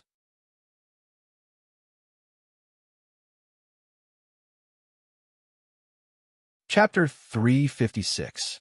Li Tianlan glanced at Zhuang Huayang. His eyes were calm, so calm that there was some politeness in them. It's Tiannan, he said softly. Zhuang Huayang was speechless for a while. It was too late to say anything now. The Special Warfare Headquarters was established. Ning Zuan was transferred, and the Blood Legion completed the handover. Under such circumstances, Li Tianlan's trip to Tiannan was really like turning into a dragon when encountering a storm. Zhuang Huayang was convinced, and he even had some awe for the person behind the scenes. To gather the general trend of Zhongzhou State in Tiannan, such a technique was truly grand and exquisite to the extreme. When the storm in Zhongzhou State was unstable, he calmly placed a chess piece in Tiannan. It seemed a little unreasonable, but he suddenly revitalized the whole chessboard. What convinced Zhuang Huayang the most was that there was no sign of any deliberate action at all. Naturally, Several major forces operated at the same time, and they had inadvertently created such a situation that no one had expected. After the usual conference, the Li family made a comeback. Everyone's eyes were focused on the northeast and southeast. Some people were guarding against the Li family, and some were counting their gains. The situation in Tiannan was obvious, but because everything seemed so natural, no one had realized it yet. The easiest to overlook was often the most obvious. For example, the sunlight during the day. For example, the starry night sky. Zhuang Huayang didn't know how much preparation the person behind the scenes had made for such a wonderful technique. But if this person hadn't been clear about the situation in Zhongzhou State, there would have been no such effect as today's thunder and silence. When did all of this start? Zhuang Huayang pondered silently. The general trend of Tiannan and the changes of several sensitive positions were the result of the internal operations of the Wang family of Beihai, the Prince Group, and the Giant Group. The Yuzhou Conference, Lin, and the Northeast had indeed attracted everyone's attention. Thus, for the time being, no one had noticed Tiannan. This didn't seem hard to understand, but it was also hard to understand. After all, Li Tianlan was here. He was a rare martial arts genius in Zhongzhou State for decades. Li Tianlan could be said to be the most central figure in all these changes. How could he be ignored? To anyone, ignoring such a martial arts genius. Ignore? Ignore. Zhuang Huayang's brain suddenly became a little sluggish. He looked at Li Tianlan's calm face. While thinking, Zhuang Huayang's back was covered in cold sweat. Ignore Li Tianlan? No one would be so stupid. Even if there were in the past, there wouldn't be a second time after their return. Zhuang Huayang had never ignored Li Tianlan. He was a martial arts prodigy, but it was not until this moment that he suddenly realized that Li Tianlan was only a martial arts genius in his mind. That was the only impression he had. Li Tianlan had done a lot, but he seemed to have done nothing. With his strength and status, there was nothing he could do now. In the final battle of Heaven Capital, he was a pawn of Zhongzhou State. In the process of the Li family returning to the peak, he was like a pawn of the Li family. He was so pure, so clear-headed, and had always been silently improving his strength. He really didn't consider anything, or at least he didn't show it. Why did the Li family suddenly collapse back then? Did the Wang family of Beihai do something secretly? What resources did Kunlun City use in the plan back then? Would these resources be clues? What was the truth behind Li Guangtu's treason? From the beginning to the end, Li Tianlan didn't even care about this series of questions that he had to consider in his position. He knew nothing about the past and didn't explore it. Instead, he focused purely on improving his strength, waiting for the opportunity to take the first step. He was too obvious. So much so that it even became his label in people's eyes. Zhuang Huayang finally knew why the powerful Wang family of Beihai and the delicate Kunlun City ignored Tiannan. Their eyes were indeed on the northeast and Jiangzhou, but also on Li Tianlan. Li Tianlan showed that he just wanted to improve his strength. And what they paid attention to was Li Tianlan himself. So that in the end, Tiannan, such a huge omission was formed. Zhuang Huayang's heart was a little cold. He didn't know whether Li Tianlan did all this intentionally or unintentionally. If the answer was intentional, he was willing to use himself as a chess piece and use the purest way to attract everyone's attention. How scheming was he to be so dormant? The corners of Zhuang Huayang's mouth kept trembling. At this moment, he wanted to say a lot, but he didn't know why he couldn't say anything. It's almost time. Li Tianlan looked down at his watch. It was 2:20 in the afternoon. Gu Xingyin Symposium was held at 3 o'clock in the conference room of the Sky Academy, about 15 minutes away from here. He nodded to Zhuang Huayang, then looked at Dongcheng Rushi and Du Hanin, and said calmly, "Let's go." Tianlan. Zhuang Huayang took a deep breath and suddenly shouted. Li Tianlan turned to look at him. "What's your plan?" When he asked this, Zhuang Huayang's tone was a little bitter. The final maneuver of the two academies was a grand event of the special warfare system of Zhongzhou State. Kunlun City had the greatest dominance, but as the current ruling group of Zhongzhou State, if the academics insisted on standing as an ally, Even if it couldn't change the order of the maneuver, it could at least fight for more living space for Li Tianlan and let him see the sincerity of the academics. But the chief didn't do so. Instead, he chose silence and acquiescence. Li Tianlan was still an ally of the academics. But this subtle change began after Li Tianlan established a closer relationship with the giant group. The academics hoped that Li Tianlan had something to do with the giant group, but they didn't want their relationship to be too close. Li Tianlan, who largely depended on the academics to survive, was far more in line with the interests of the academics than Li Tianlan, who was at ease in the two groups. But Zhou Yuanshan's trip to Jiangzhou was tantamount to the giant group clearly announcing to the outside world that they would create their core team with Li Tianlan as the core for the next few decades. The academics could only take this opportunity to pressure Li Tianlan and the giant group. In such a state, Li Tianlan was an ally of the academics, but he was more like a pawn used by the academics to ask for benefits from the giant group. The most important thing was that Li Tianlan was willing to be a pawn of the Li family, but he might not be willing to be a pawn of the academics. Now the situation in Tiannan was gradually clear, and Li Tianlan's future was predictable. He was the strongest ally in the future, but in the next final maneuver, he would face an extremely embarrassing situation. Zhuang Huayang really wanted to know what Li Tianlan's plan was. Rushi and Hanin will abstain, Li Tianlan said calmly. I will participate in the final maneuver myself and participate in their so-called team battle. By yourself. Zhuang Huayang's face changed dramatically. I won't lose, Li Tianlan said blandly. Zhuang Huayang smiled bitterly again. The academics had made their own moves. The key was whether Dongxing Wudi was willing to break the rules for Li Tianlan. If Dongxing Rushi did not abstain, Dongxing Wudi was undoubtedly more likely to take action for his daughter. But if Dongxing Rushi abstained, on one side was the responsibility of the Border Control Corps, and on the other side was the weight of Li Tianlan.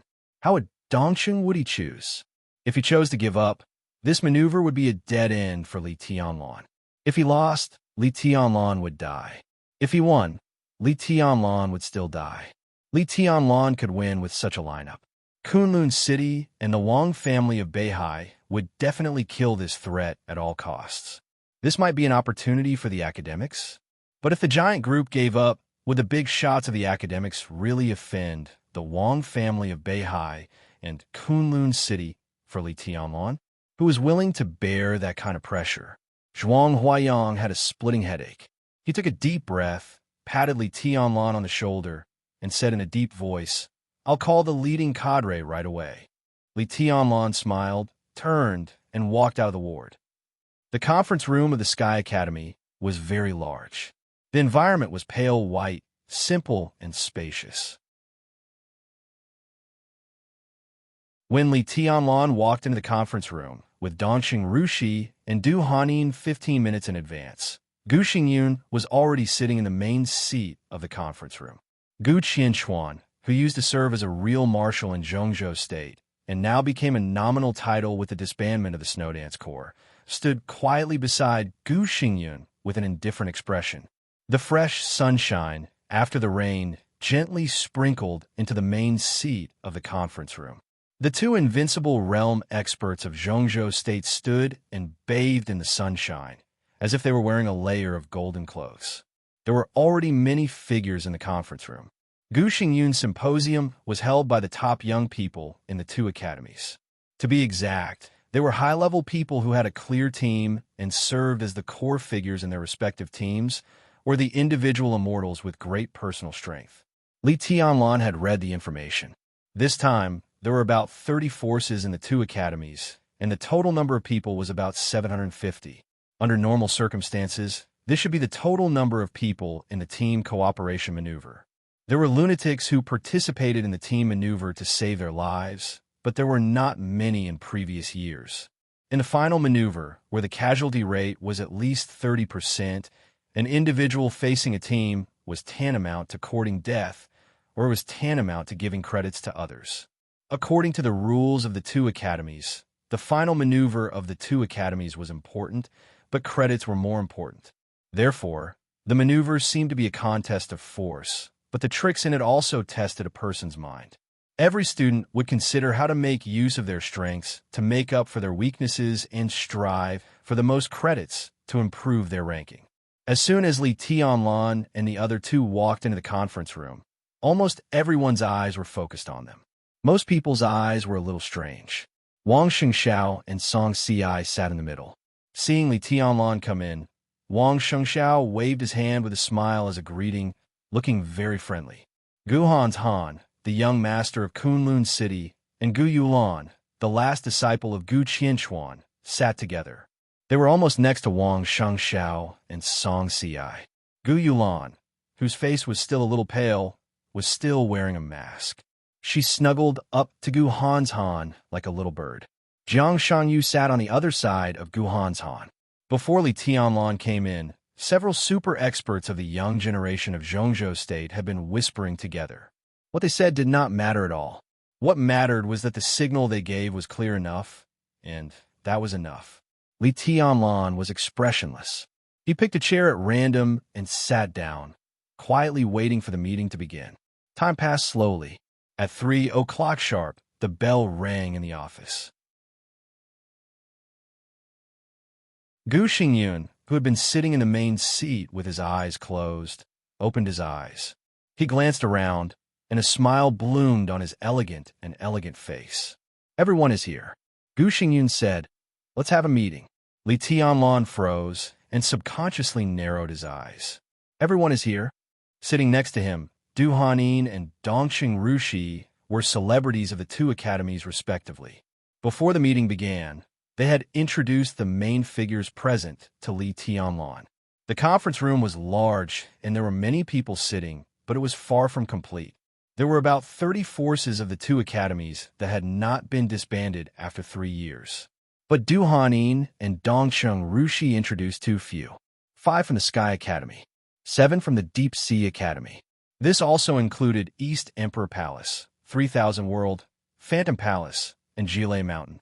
That was to say, half of the young forces of the two academies were not present at this time. But Gu Xingyun said that everyone was here. Li Tianlan did not think that Gu Xingyun would make mistakes in this kind of thing. Then it could only prove one thing. In this team maneuver, more than half of the forces in the two academies chose to abstain for various reasons. Abstaining was allowed in the maneuver of the two academies. But abstaining was not without a price. Some credits would be deducted. So abstaining was not so easy to determine. But even so, more than half of the forces chose to abstain. What did this mean? Li Tianlan observed everyone in the conference room calmly. Of the 12 forces present at this time, in addition to East Emperor Palace, Phantom Palace, 3000 World, and Jile Mountain, there were 8 other forces. There is no doubt that these were the forces led by Wang Shengxiao and Gu Han. The rules set by Kunlun City seemed to be ordinary except for increasing the casualty rate. But in fact, the team maneuver, which used to be placed in the middle or at the end, had become the simplest and most brutal encirclement and suppression with the adjustment of the order. Li Tianlan was the target of everyone's encirclement and suppression. It could even be said that he was the only target. Kunlun City and the Wang family of Beihai made it clear that they wanted to give Li Tianlan a little chance. Li Tianlan looked at Gu Xingyun and Gu Qianchuan. Gu Xingyun did not look at him. But Gu Qianchuan's eyes were always on Li Tianlan. His eyes were ferocious and vicious, with awe-inspiring, killing intent. Seeing Li Tianlan's gaze, Gu Qianchuan raised the corner of his mouth and showed a disdainful sneer. Li Tianlan lowered his head again and remained calm. Gu Xingyun smiled again. His injury was indeed very serious, and his breath was short and heavy. Even if he tried to hide it, he could not hide it perfectly. Li Tianlan glanced at him and lowered his head again. Some teams finally applied to give up this team maneuver for various reasons. I personally agreed with their abstention. So the team combat on the first day of the maneuver is probably everyone here in your team. Gu Xingyun took a deep breath and continued. This year's team maneuver is special. After careful consideration, Kunlun City decided to increase the casualty rate of this maneuver. But correspondingly, the credits obtained will also increase accordingly. The casualty rate will increase by 20%, and the credits will be increased by 50% according to the previous standard.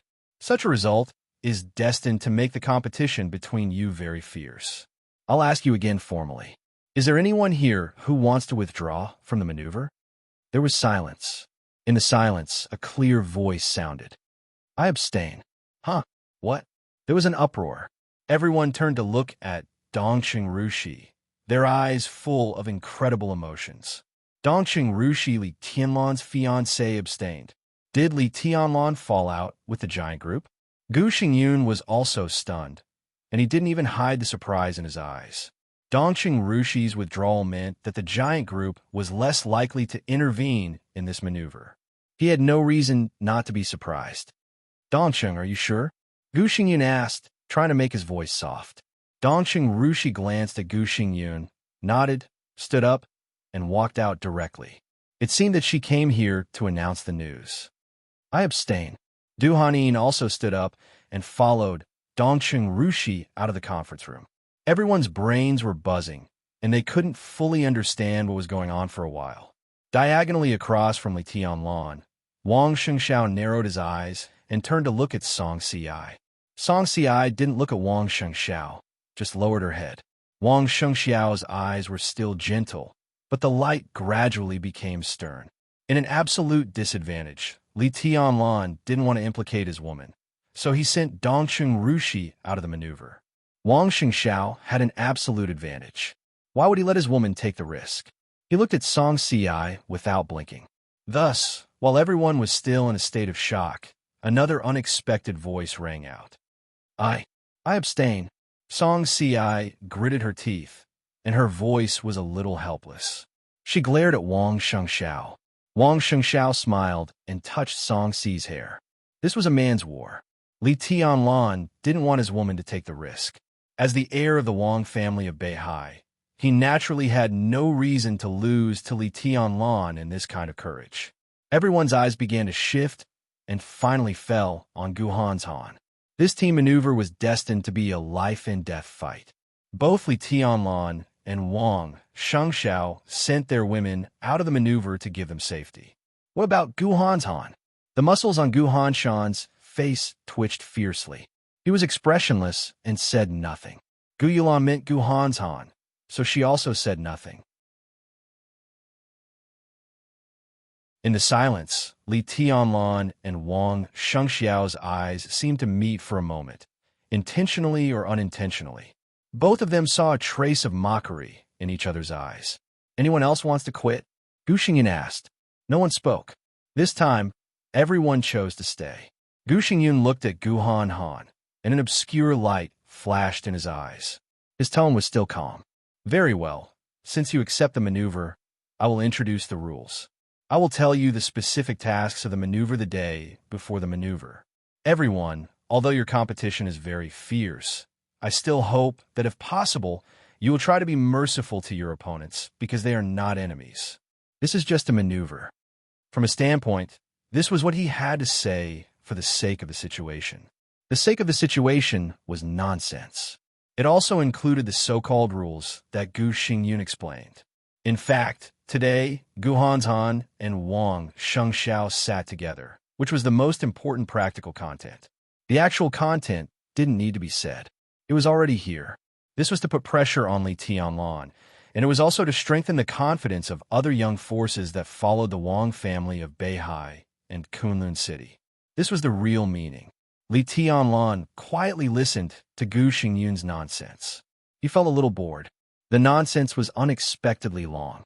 The meeting started at 3 o'clock, and Gu Xingyun talked until 4:30. No one had a problem with such maneuver rules. So Gu Xingyun announced the end of the meeting. The young elites who participated in the meeting left one after another. Before leaving, everyone glanced at Li Tianlan with meaningful eyes. Li Tianlan sat in his seat alone. He was truly a loner. He was surrounded by bone-chilling hostility from all directions. He suddenly smiled and glanced at Gu Xingyun again. Then he got up and was about to leave. Stop, A voice suddenly sounded behind him, calm and confident, almost like an order. Li Tianlan calmly turned around. "What's the matter?" he asked, narrowing his eyes. Guhan's Han, who had never communicated with Li Tianlan, walked to Li Tianlan. He looked at Li Tianlan's eyes carefully. The two looked at each other. "What do you think is more important, survival or glory?" Guhan's Han suddenly said, "If it were you, which one do you value most?" No one could think that Gu Hanshan's first sentence was to ask such a profound and simple question. Li Tianlan remained calm. He could feel that the eyes of the two invincible realm experts of Kunlun City were focused on him at this time. He suddenly smiled and said calmly, "The most important thing is the enemy. I think the master and the servant are the most important." There was a faint but extremely dangerous smile on Gu Hanshan's face. His face was ordinary, but at this time, it had an indescribable strength. "I'm willing to give you a chance. You be my dog, and I can give you the right to survive and the opportunity to gnaw on bones." How about that? Gu Hanshan's tone was very generous and generous. "Don't be ungrateful," he whispered unhurriedly. "If you want to live, this is your last chance. If you don't want the face I'm giving you, I promise you will regret it." Only those who knew the past of the Li family and Kunlun City understood what Gu Hanshan meant. The Gu family had a long history. But more than 20 years ago, there was no special warfare group in Zhongzhou State. At that time, there were only 5 groups in Zhongzhou State. At that time, the Gu family was regarded by many as a running dog at the feet of the Li family, or a running dog of the Southeast group, which could not be shown in public. Gu Hanshan was undoubtedly proud. He didn't want to admit the dark history of the Gu family, but he wanted the heir of the Li family to crawl at his feet and be his dog. Wang Xingxiao heard this sentence. The corners of his mouth twitched slightly. He wanted to say something, but he forced himself to hold back. Let Li Tianlan be a dog? Perhaps in a whole dark world. Only Gu Hanshan had this courage. Perhaps even Gu Xingyan didn't have this idea. Wang Xingxiao knew very well that even his father, Wang Tianzong, had tried to rope in Li Tianlan. As long as Li Tianlan agreed to join the Wang family of Beihai, in the future, Li Tianlan's weight in the territory of the Wang family of Beihai was no less than that of him, the heir of the Wang family of Beihai. This was not only sincerity, but also respect for Li Tianlan's potential. But now, Gu Hanshan asked Li Tianlan to be his dog. Such courage was really cute. Li Tianlan's expression did not change. He looked at Gu Hanshan and directly said what Wang Xingxiao wanted to say. "Are you an idiot?" He looked at Gu Hanshan and asked very seriously. "What did you say?" Gu Hanshan's face was cold. "I said you're an idiot." Li Tianlan chuckled. "Is a young master of Kunlun City that great? Do you really think you're a big shot? You're courting death by offending me like this." Gu Hanshan laughed gloomily, and his eyes were cold. "I really don't think you're a big shot," Li Tianlan said blandly. "In a dangerous situation, I will keep my woman away from danger, and Wang Xingxiao will also keep his woman away from danger. What about you?" He looked at Gu Yulan and said mockingly, "In a dangerous situation, in your eyes, your woman may just be a character who can create traps for the enemy. She hasn't recovered yet, right? Based on this alone, you're far inferior to me and Wang Xingxiao. When we climb the martial arts, we cultivate the sword energy and condense the sword intent. We're born as human beings with no breadth of mind and bearing. So what if you have 10 heavenly king hearts? You're just a useless person." Gu Hanshan's face did not change at all, but his tone became colder. Very good, very good." Li Tianlan smiled. What he said was actually the truth. When he entered the secular world 3 years ago, he valued Gu Hanshan, who had the heavenly king heart, because the other party's realm was much higher than his. But in terms of martial arts, he really didn't think much of the heir of Kunlun City. The Gu family used to be a low-key dog. After overthrowing the Li family, it became the war god clan of Zhongzhou State. Its rise and fall of honor and disgrace were straight up and down. In terms of foundation, it was a real upstart. Gu Hanshan's status was very high, but he didn't want to forget the shame of being a dog of the Li family, at least not far enough for him to forget. In such a state, he had the heavenly king heart, but there must be something wrong with his state of mind. In Li Qianlon's eyes, if he had to count his future opponents among the young generation of Zhongzhou State, even Jiang Shangyu ranked ahead of Gu Han, not to mention Wang Shengxiao. It's not a good thing for young people to be arrogant. Gu Xingyun's voice suddenly sounded. He walked over slowly and looked at Li Tianlon with a faint smile. Tianlon, no one will doubt your potential. But potential is not equal to combat capability. I've seen many geniuses with amazing potential but died young. Li Tianlon said calmly, Your Highness is experienced and knowledgeable. No wonder you can cultivate such an excellent air. I admire you. Gu Xingyun was not angry at all. His smile became more elegant and warm. Han is young and has many shortcomings, but it doesn't matter. But he's right about one thing. It's really important to know how to adapt to circumstances and appreciate favors. In this respect, you're not good enough. Do I have to be a dog for him if I do well? Li Tianlon laughed. He suddenly thought of something. I heard that a strong man once killed an invincible realm expert of Kunlun City for a dog. I don't know if it's true. Gu Xingyun's smile slowly faded.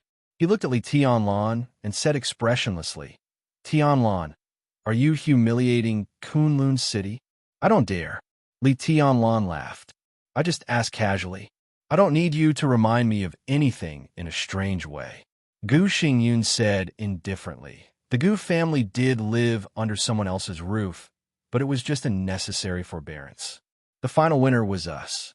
As for the Li family, no matter how glorious it was destroyed. He took a step closer to Li Tianlon and chuckled, but his voice was extremely cold.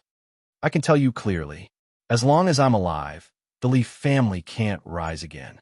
You don't want to be a dog? Very well, then be a nonentity for a lifetime.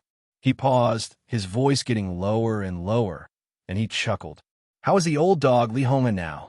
If Situ Sanyue hadn't stopped me, your grandfather would have died long ago. But it doesn't matter. Last time I let him fall from the invincible realm, which is equivalent to knocking out his dog teeth. When I recover, I'll go to Linen again and break his dog legs. It's not difficult to kill him. Li Tianlon looked at Gu Xingyun quietly.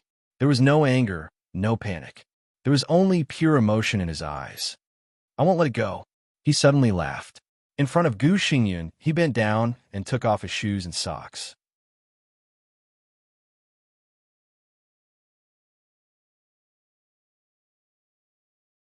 Chapter 357. Many people knew that Gu Xingyun had a mansion beyond many people's imagination on Winter Mountain, called the Purple Gold Pavilion, which was jokingly called the Huading branch of Kunlun City. There was no branch in Kunlun City. The name didn't sound official at all. In fact, it was the highest power center of the Special Warfare Agency of Zhongzhou State. The Special Warfare headquarters in various regions of Zhongzhou State, the Special Operations Bureaus in various provinces, and the various secret service agencies that had no clear scope of responsibility but always played their role were all directly under Kunlun City. Therefore, Kunlun City didn't need the so-called branch. If there was a branch, it would be the Huading Special Operations Bureau. However, it was also well known that Gu Xingyun preferred the Purple Gold Pavilion. The Purple Gold Pavilion was located on the mountainside of Winter Mountain, covering an area of nearly 300 acres. There were only a few dozen villas built by famous masters scattered on the edge, surrounding the 6-story Purple Gold Pavilion in the center. In terms of feng shui, it was a standard blessed land for hiding wind, water, and gathering qi. The layers were clear and natural. Coupled with the artificial layout, it seemed that this place could enjoy the luck of Winter Mountain. Gu Xingyun believed in fate, so every time he came to Huading, he would live in the Purple Gold Pavilion. Even when he held meetings and issued orders to the Southeast Special Warfare Agency. If he was in Huading, he would also set the meeting place here. This place was different from the turbulent Yuzhou and the snowy Kunlun. Standing here and looking at Huading, there was only an infinite expanse. Therefore, Gu Xingyun had always regarded the Purple Gold Pavilion as his own blessed land. It was already 10 o'clock in the evening when Gu Xingyun returned to the Purple Gold Pavilion from the Sky Academy. The Sky Academy held a banquet that was neither serious nor relaxing. After the banquet ended, Gu Xingyun went straight back to the Purple Gold Pavilion. Li Qingcheng was sitting in the hall playing chess with herself. The soft crystal lamp in the hall was on. Under the light, the girl staring at the chessboard attentively was picturesque. Her beauty was like a spring rain. She wasn't violent or abrupt. She was natural, elegant, and gentle. She was usually imprinted in the depths of a person's soul without making a sound. Seeing Gu Xingyun coming in, Li Qingcheng raised her head and subconsciously stood up and called Dad. "Make 2 cups of tea." Gu Xingyun ordered calmly and casually sat on the sofa. Li Qingcheng nodded meekly and turned to leave. Gu Qianchuan sat opposite to Gu Xingyun. He looked down at Li Qingcheng's self-entertaining chess game and said with a smile, "Qingcheng is very smart. In the next few years, when you recuperate, carve it carefully." After a few years, it may not be worse than today's Song CI. It should be promising in the future. Gu Xingyun was also looking at the chess game in front of him, but his mind was completely elsewhere. Kunlun City did not have the almost extravagant and endless resources of the Wang family of Beihai, so everyone in Kunlun City was working hard to enhance their strength. Moreover, Li Qingcheng was not as favored as Wang Yuedong in the Wang family of Beihai, so her martial arts practice was very hard. Now, at the age of 20, she had entered the stabilization period of the fire-flaming realm with a solid foundation. With her talent, although she did not have the wind and thunder veins and the heavenly king heart, she still had a chance to enter the thunder-shocking realm within 3 or 4 years if she cultivated diligently. A master of the thunder-shocking realm at the age of 24-25, and a young and stunning woman at that, if not unparalleled, was at least rare. "We'll see." Gu Xingyun thought for a while and said indifferently, "It's a pity to waste such a talent." Gu Qianchuan insisted intentionally or unintentionally, not stingy with his evaluation of Li Qingcheng. Gu Xingyun lowered his head, and his eyes were a little complicated. Seeing such an excellent daughter, there was no relief in his eyes, only complexity. This was the daughter he and Li Shi gave birth to. Gu Xingyun was convinced that this was his biological daughter, but he did not like her at all. Every time he saw the mother and daughter, Gu Xingyun would always think of some old things that he did not want to remember at all. "You don't like her?" Gu Qianchuan asked a nonsense question. Gu Xingyun glanced at him and did not speak. Gu Qianchuan smiled and whispered, "If you really don't like her, it's better to leave her in Huading Purple Gold Pavilion. It's okay to give her to Qingcheng as a dowry." "What do you mean?" Gu Xingyun reached out to tidy up the chessboard. His tone was a little colder, but it was not aimed at Gu Qianchuan. Gu Qianchuan was also tidying up the chessboard. He clearly held the white chess piece, but he violated the rules by putting a piece on the chessboard first.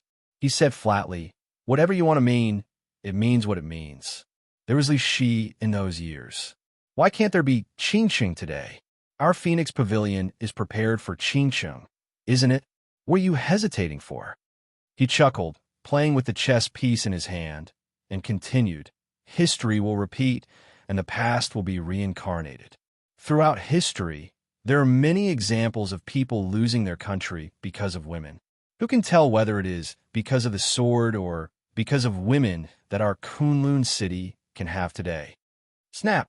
Gu Xingyun crushed several chess pieces in his hand without expression. His face was cold. Gu Qianchuan smiled. His relationship with Gu Xingyun had not been harmonious. Naturally, he did not care about Gu Xingyun's feelings. Moreover, Gu Xingyun was seriously injured, so he was not afraid that Gu Xingyun would suddenly attack him. The chess pieces slipped from Gu Xingyun's hand. Gu Qianchuan said flatly, "Just take it that you let me have a few glances." Gu Xingyun took a deep breath and slowly placed the chess piece. He said indifferently, "What's the use of Qingcheng staying in Huading? Li Tianlan? Li Tianlan can't survive this maneuver." Gu Qianchuan shook his head. "We don't have to waste resources on him. He is really amazing. Under normal circumstances, Ching is the most suitable for him. But now the general trend has been formed, and he is just an ant that will be crushed by the general trend. If Ching really wants to get close to him, I won't let her stay in Huading, but go to Jiangzhou or Guangdong. He raised his head, looked at Gu Xingyun, who was thoughtful, and said with a smile, Huading means a lot to the Wang family of Beihai. The Wang family of Beihai. The Wang family of Beihai. Gu Xingyun raised his eyelids. Wang Shengxiao. Wang Shengxiao. The hall suddenly quieted down. The silence was a little depressing. Gu Xingyun seemed to be hesitating and thinking. After a long time, he placed a chess piece and slowly said, It's not the right time. Let's wait for a few years. Gu Qianchuan slightly raised his eyebrows and did not understand Gu Xingyun's meaning for a while.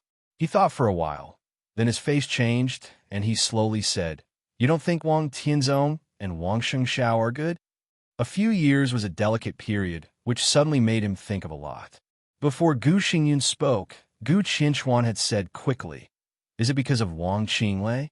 The internal problems of the Wang family of Beihai have been exposed more and more in recent years, mostly because of Wang Qinglei. Wang Qinglei does have a chance in the next session. Even if the Southeast group knows something, it is hard to get off. It can only push Wang Qinglei.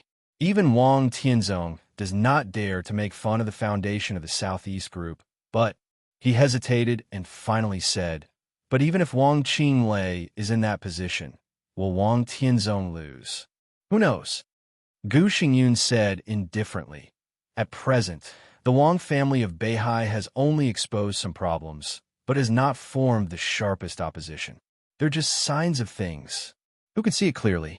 3 years later, everything will probably become clear. Gu Qianchuan was silent. The Wang family of Beihai seemed to be still powerful in recent years, but some internal contradictions accumulated were showing more and more obvious signs of losing control. The biggest reason was naturally Wang Qinglei. Wang Qinglei was now one of the members of the decision-making committee of Zhongzhou State and the top leader of Wuyue Province. In the early years, he was the governor of Wuyue Province. After it was determined that he would serve as the top leader and enter the decision-making committee, some contradictions gradually began to surface. But no one knew whether Wang Tianzong was too confident, or the Southeast group trusted Wang Tianzong too much, or their own resources were a little tight. When these signs appeared, the Southeast group did not take it seriously and continued to push Wang Qinglei into the decision-making committee. In the general election 3 years later, it was almost a certainty that Wang Qinglei would take a step forward. He was young and could really attack or retreat. If he made up his mind to be well prepared, even if he could not take a step forward, it was not a big problem for him to enter the center from Wuyue. At that time, the two giants of the Southeast group, who had a close relationship with Wang Tianzong, would step down. If Wang Qinglei went further, he would become the new flag of the Southeast group, and he would be a very high-ranking flag figure. Even if the Southeast group was not optimistic about Wang Qinglei, he could not be replaced in that position. Even if they had to bite the bullet for the foundation of the group, they could only choose to support Wang Qinglei. At that time, the real game between the powerful Wang Tianzong and the powerful Wang Qinglei would begin. One controlled Beihai province, and the other controlled Southeast group. That was a game of power and force. Only at that time, the final result of the Wang family of Beihai could be seen. Gu Xingyun did not allow Li Qingcheng to get close to Wang Shengxiao now. Not because he was not optimistic about Wang Tianzong and his son, but because he did not know what Wang Tianzong would do in the past 3 years. It was not a good thing to get involved when everything was confusing. The internal problem of the Wang family of Beihai is one aspect. Gu Xingyun said, On the other hand, I am injured, and Qingcheng must be by my side. You leave her alone, in Huading? You are really bold. If Qingcheng is out of control, aren't you afraid that the woman will go crazy and kill you? Gu Qianchuan's face changed, and he smiled bitterly without concealing it. Gu Qianchuan smiled bitterly. On the top of Winter Mountain, under the starry sky, Li Tianlan, who had been sitting here watching the scenery for a long time, also hung up the phone in his hand. I can be sure. Li Tianlan whispered. The motorcade that just went in is Gu Xingyun and Gu Qianchuan. Have you really decided? Lin Yuxian sat next to Li Tianlan. Even though he knew Li Tianlan's purpose, he still felt a little strange. It's not a decision. Li Tianlan smiled and said, I told Gu Xingyun that I would not let go of what happened last time. I don't know whether he listened to me or not. Lin Yuxian's mouth twitched, and he said with difficulty, I guess he would never expect that you would be here now. I didn't expect it myself. Li Tianlan laughed and whispered, Since I came back, many people have asked me how strong I am now. It's hard for me to answer this question, Li Tianlan chuckled and said, because I don't know myself. Tonight is an opportunity to see how strong I am. I might as well try. He pointed to the foot of the mountain. The purple gold pavilion at the foot of the mountain was dimly lit. I'll go and have a look, he said. Lin Yuxian did not speak or stop him. Li Tianlan slowly went down the mountain alone. He was dressed in white and stepped on the ground barefooted. Behind him was the starry view of the entire winter mountain. In the night, the man in white moved straight ahead. In Lin Yuxian's sight, Li Tianlan's figure became more and more illusory, but his footsteps became more and more powerful. The top of Winter Mountain was full of starry sky. Lin Yuxian watched quietly, and his eyes gradually became dignified. Under the starry sky on the top of the mountain, Li Tianlan's figure became completely illusory in his sight. His whole person seemed to be completely integrated into the starry sky, as if he had completely disappeared, but also as if he was everywhere. Between reality and illusory, only his footsteps were still firm and steady. You're tuning in to the Romance Rendezvous YouTube channel. We're so grateful for your support, and don't forget to subscribe to join us on this incredible journey through captivating stories. Your generosity through donations truly makes a world of difference, as it's the primary source of revenue that allows me to expand and enhance this channel for you. Thank you from the bottom of my heart for being a part of this adventure.